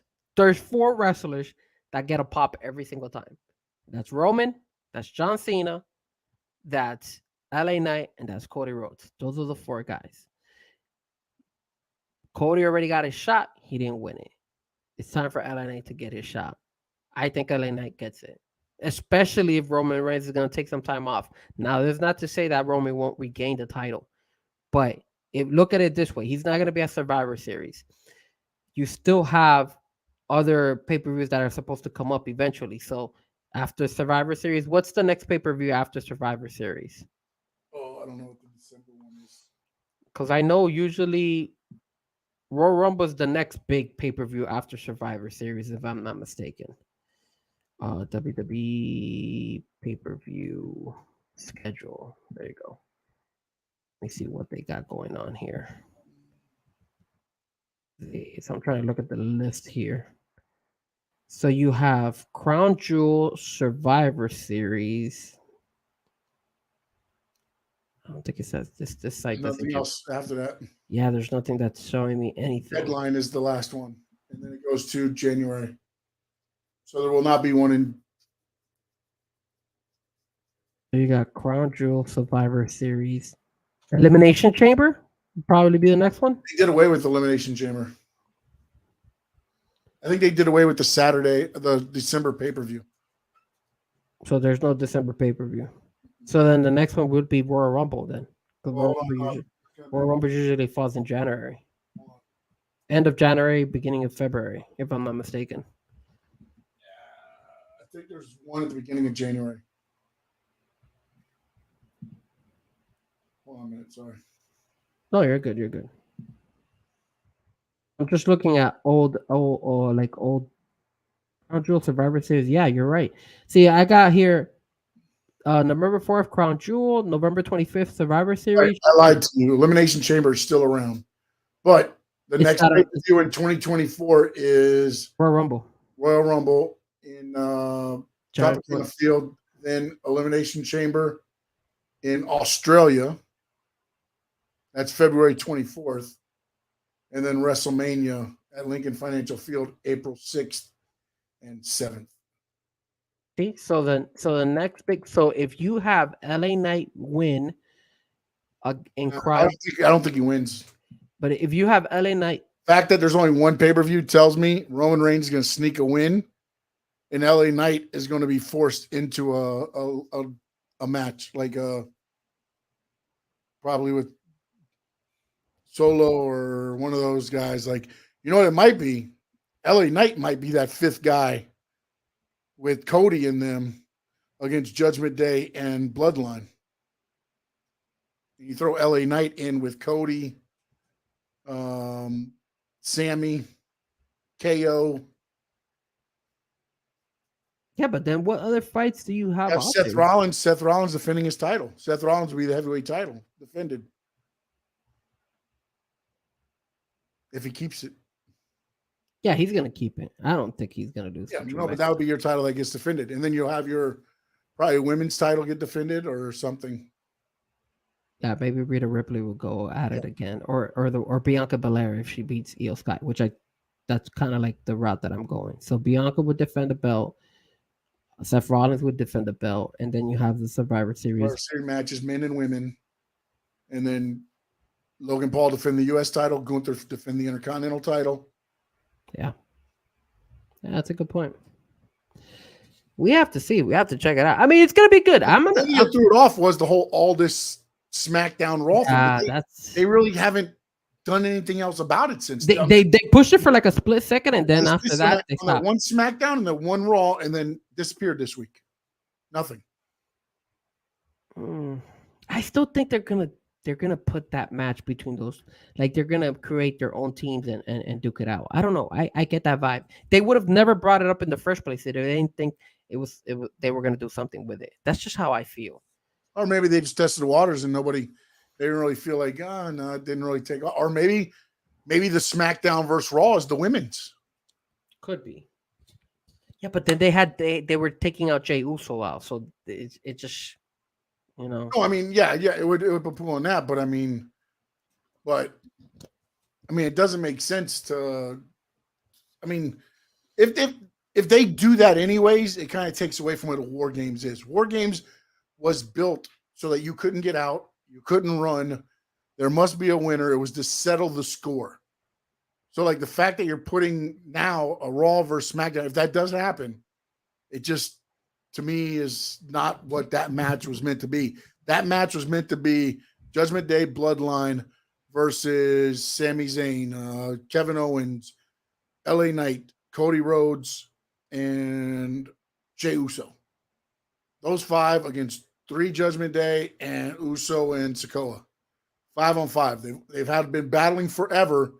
They go in. There's no roof. There's no way to get out of it. There must be a winner. That's what it's always been about. The War Games match has always been about. Because remember, the match can't start until everybody's in the cage. So it's a beat the hell out of everybody. And then the only way to win is when you leave somebody unable to continue. Yep. It doesn't make sense to make it a Raw versus SmackDown. That's the only thing. True. But dumber stuff has happened. The other thing I do want to talk about, I know we've been going almost for 2 hours here, but I wanted to ask you about that Candice LeRae fight. What did you think about that? Was that supposed to happen, or was that an angle? It was all an angle. Really? It was all an angle to set up, yeah. Because I think Candice has an injury to where she can't wrestle right now. So I think what they did was you take her out of action because of the kick, and they'll probably have like side effects. Indy will have to wrestle, and then ultimately she'll come, or something will happen with Candice to where the kick knocked her loopy, and now she's changed. They're going to do something with her. She's done this before. But you know that when she fell, man, she did a phenomenal job when she fell, man. Yeah, trying to just let your body flop. Yeah, her knocked out, go down, bloop. She did a great job selling that. I was impressed. I was like, damn. I honestly wasn't sure, and the way it ended, it was kind of weird, man. Like the crowd was like, they didn't know what to. Here's how I'll tell you, it's an angle. They let her go over and pick her up. She picked her up by her hair, and then she fell back down, and then she got up and she stumbled into the corner. If she was knocked out, the ref would have already thrown up the X. They would have had doctors already out there. Everything would have been stopped. I thought the angle was when they went backstage. That's when I said, okay, why are they going backstage if they thought it was a serious injury? She would have been taken somewhere to go check instead of having her just being looked at back there. So you might be right about that. I'm impressed with how she sold it. With it. I don't know where they're going to go with it though. They're trying to sell the what is that other girl's name? Xia Li. Well, you saw that she came up and she approached Becky Lynch, and she was like, "Yo, I want to challenge Becky Lynch now." So it's like they're doing their best to try to push her over, to get her over, but I don't know, man. I didn't she injure somebody before as well? She injured somebody before. I don't think so. Yeah, she did, man. She injured someone. Because I was reading it in social media, and people were saying, "Yo, this is the second time this girl injured somebody." I don't remember who she injured. They mentioned somebody on social media that she had to injure somebody. But again, if it looks like more of an angle, but man, Candice LeRae really sold that. Like when she fell down, like I was like, "Holy crap, this girl!" Because I even stopped. Because you guys know I recorded the show, so I stopped, I rewinded it, and then I went slow motion. I was like, man, did she connect with that head kick? Because you could see that the kick went and it hit her hair, and then I was like, okay, maybe it did, maybe it didn't. But then as she's falling down, you actually see her bang her head against the floor of the ring. So that's why I was like, man, if this is an angle, she did a phenomenal job falling. That part where she fell, I was like, yo, I'm impressed. Like, I was like, yo, that's not bad the way she sold that. That is the part where I was thrown off a little bit. I was like, is this really an angle or is this? And then just the way it ended, man, it was just like the crowd. Nobody knew what was going on. Nobody knew what was going on. I agree. They did pick her up for a split second. And a lot of people would be like, yo, why didn't you throw the X? But I don't know, man. I just, like I said, it felt like she had accidentally hit her. Yeah, the only thing I read is Xia Li was injured by Raquel Gonzalez after taking a Vader bomb. She hurt her ribs. Let me see. Maybe I read wrong, but I definitely because they were saying it on social media. They were like, because I was looking at it because I was like Candice. I looked it up, Candice LeRae. I was like, because I wanted to see what people were saying about it, and people were like, she got hurt again. Was that a lot of people were questioning it, and that's kind of cool that you get that pop from like just people are just talking. Yo, did she really look like she flopped? Was it an angle? Did she really get hurt? Like what's going on here? But I don't know. It just seemed weird. It just seemed weird. Like if she had if she purposely it doesn't feel like she purposely fell. It felt like she actually got hit. But then the whole going to the back was kind of what kind of threw it off because I was like, no, that's not gonna happen. If it was an angle, I mean, if it wasn't an angle, then they would have not have gone backstage about it. But I don't know. I guess only time will tell. But you're saying it's an angle, so I'm gonna stick. Yeah, because even Fightful reported that it was part of an angle. She was fine. Okay. So then if they said that, because I know that what was it? Ring News was saying that it was at first they put on there that she couldn't continue the fight, but I didn't know if it was if they put. I'm looking right now on their site if they posted anything afterwards, saying that it was an angle, but I don't see anything. All I'm saying is I don't want to spoil it for you guys, but I will. It looks like Lola Vice won, so that's good. I'm happy that she won. Representing Miami, baby. Representing the MIA. Glad she won. I'll probably watch the replay on that. I'm trying to look for it. I'm trying to see if I see anything. Oh, here it is. Shocking revelation on Candice LeRae's injury. See, they did write something about it. They were saying, it says, I thought Candice did a great job, but the referee was, I think that they wanted it to look like she didn't know what was going on and it was awkward. I think it was like they all did what they were supposed to do. They wanted to make it look awkward, but by doing so, it just felt like the referee was completely incompetent. Well, where the referee went wrong was, to me, if you're selling the injury, you don't let her pick her up. Once you let her grab her by her hair and pick her up, I'm like, okay, she's not hurt. There's no way, because if you're the referee and she's legitimately knocked out, you're already protecting her. That's it. The match is over. The match is over. You let her pick her up, and then she fell back down. And then, again, it's one of those things to where I think it was, set up to be like, oh, she's out. But I think they should have sold it differently. I think they're right. They kind of made the referee look like the scapegoat, because the referee should have automatically been like, no, get somebody down here. But you can't throw up the X in that situation either, because now all of a sudden, if you start using that as an angle, somebody really gets hurt. How the hell do you know? You know what I'm saying? Like, you're not going to just throw up an X as part of an angle. People don't understand that. It's like the X is legit injuries. Like, this guy needs or gal needs something now. Like, they can't go on. They're done. You know, maybe it was a mistake by the referee. Yeah, this is what ringside news is saying. I think what happened was, I believe maybe Xia Li thought the ref was going to come in and grab, but once she grabbed her by the hair, I think she thought the ref would come get her off. The ref didn't. So then at that point, she's got to pull her up, because she looks stupid if she doesn't. So you think that the referee dropped the ball by allowing her to pick her up by the hair, right? I don't know what was said. I don't know if Xia was supposed to come over and grab her by the hair or not either, because the ref kind of stayed away, checked on her, and then moved away. And then Xia moved in and picked her up by her hair. When she went to move in, the ref should have been like, no, she's out. She's hurt, or something like that. Because you can't, again, once you get hit in that, it's like football injuries.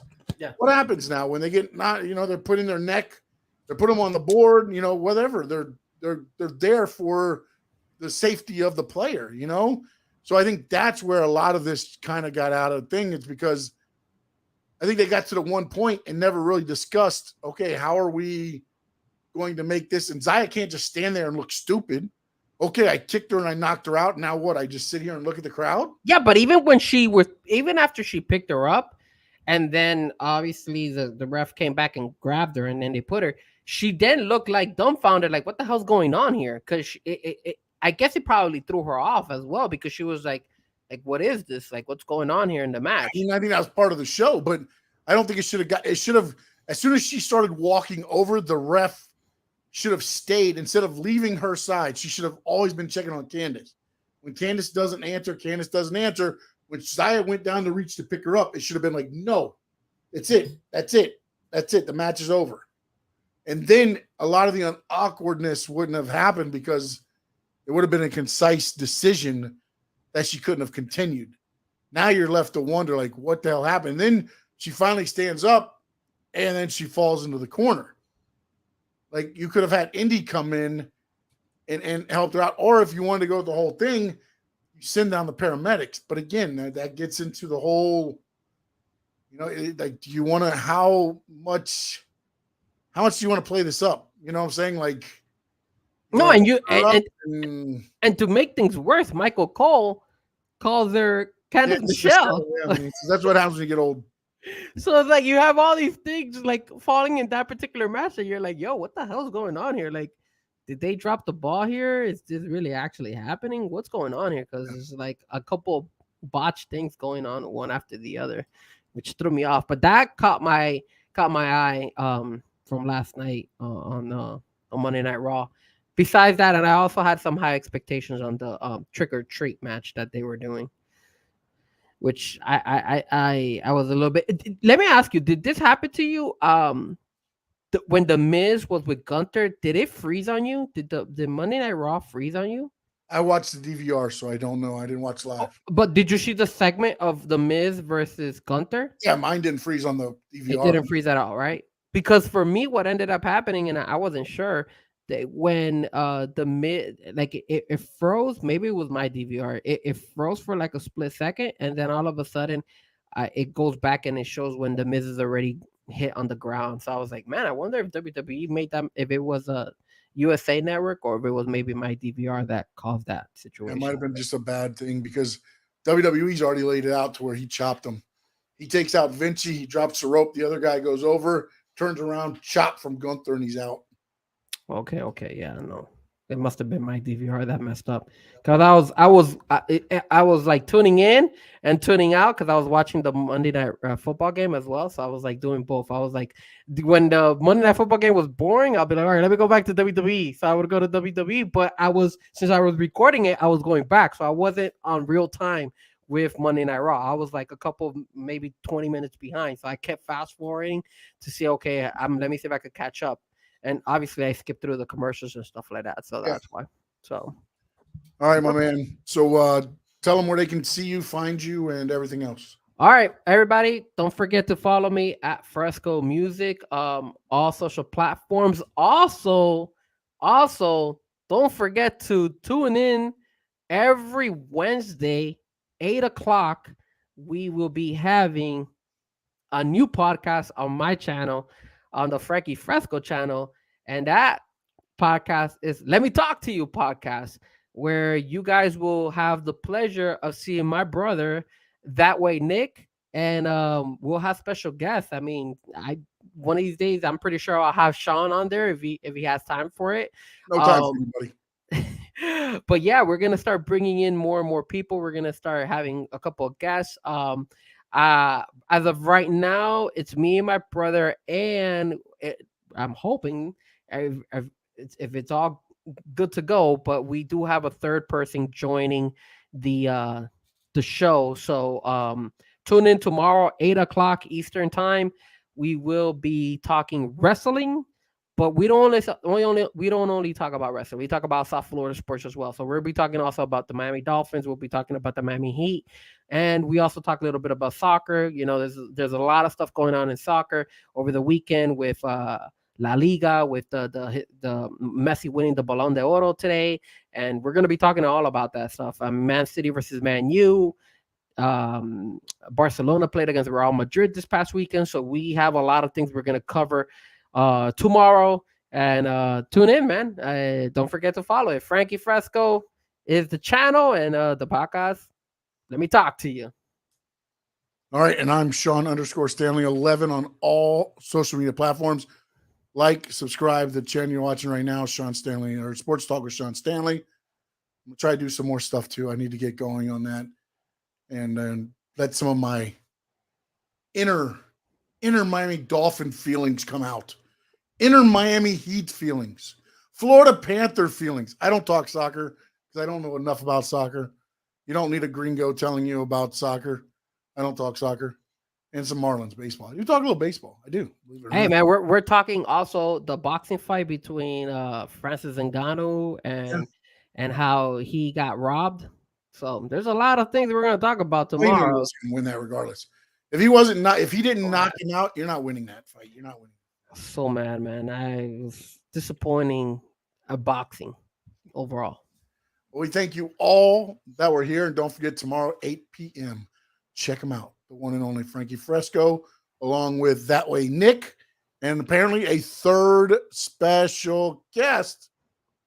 I wonder who that could be. He might become our third part of the team. He might just join the team. I don't know. You got to tune in. Tune in 8 p.m. Eastern tomorrow. Find out who is the third man. Let me talk to you tomorrow, 8 p.m. Yeah. So long from the Sunshine State.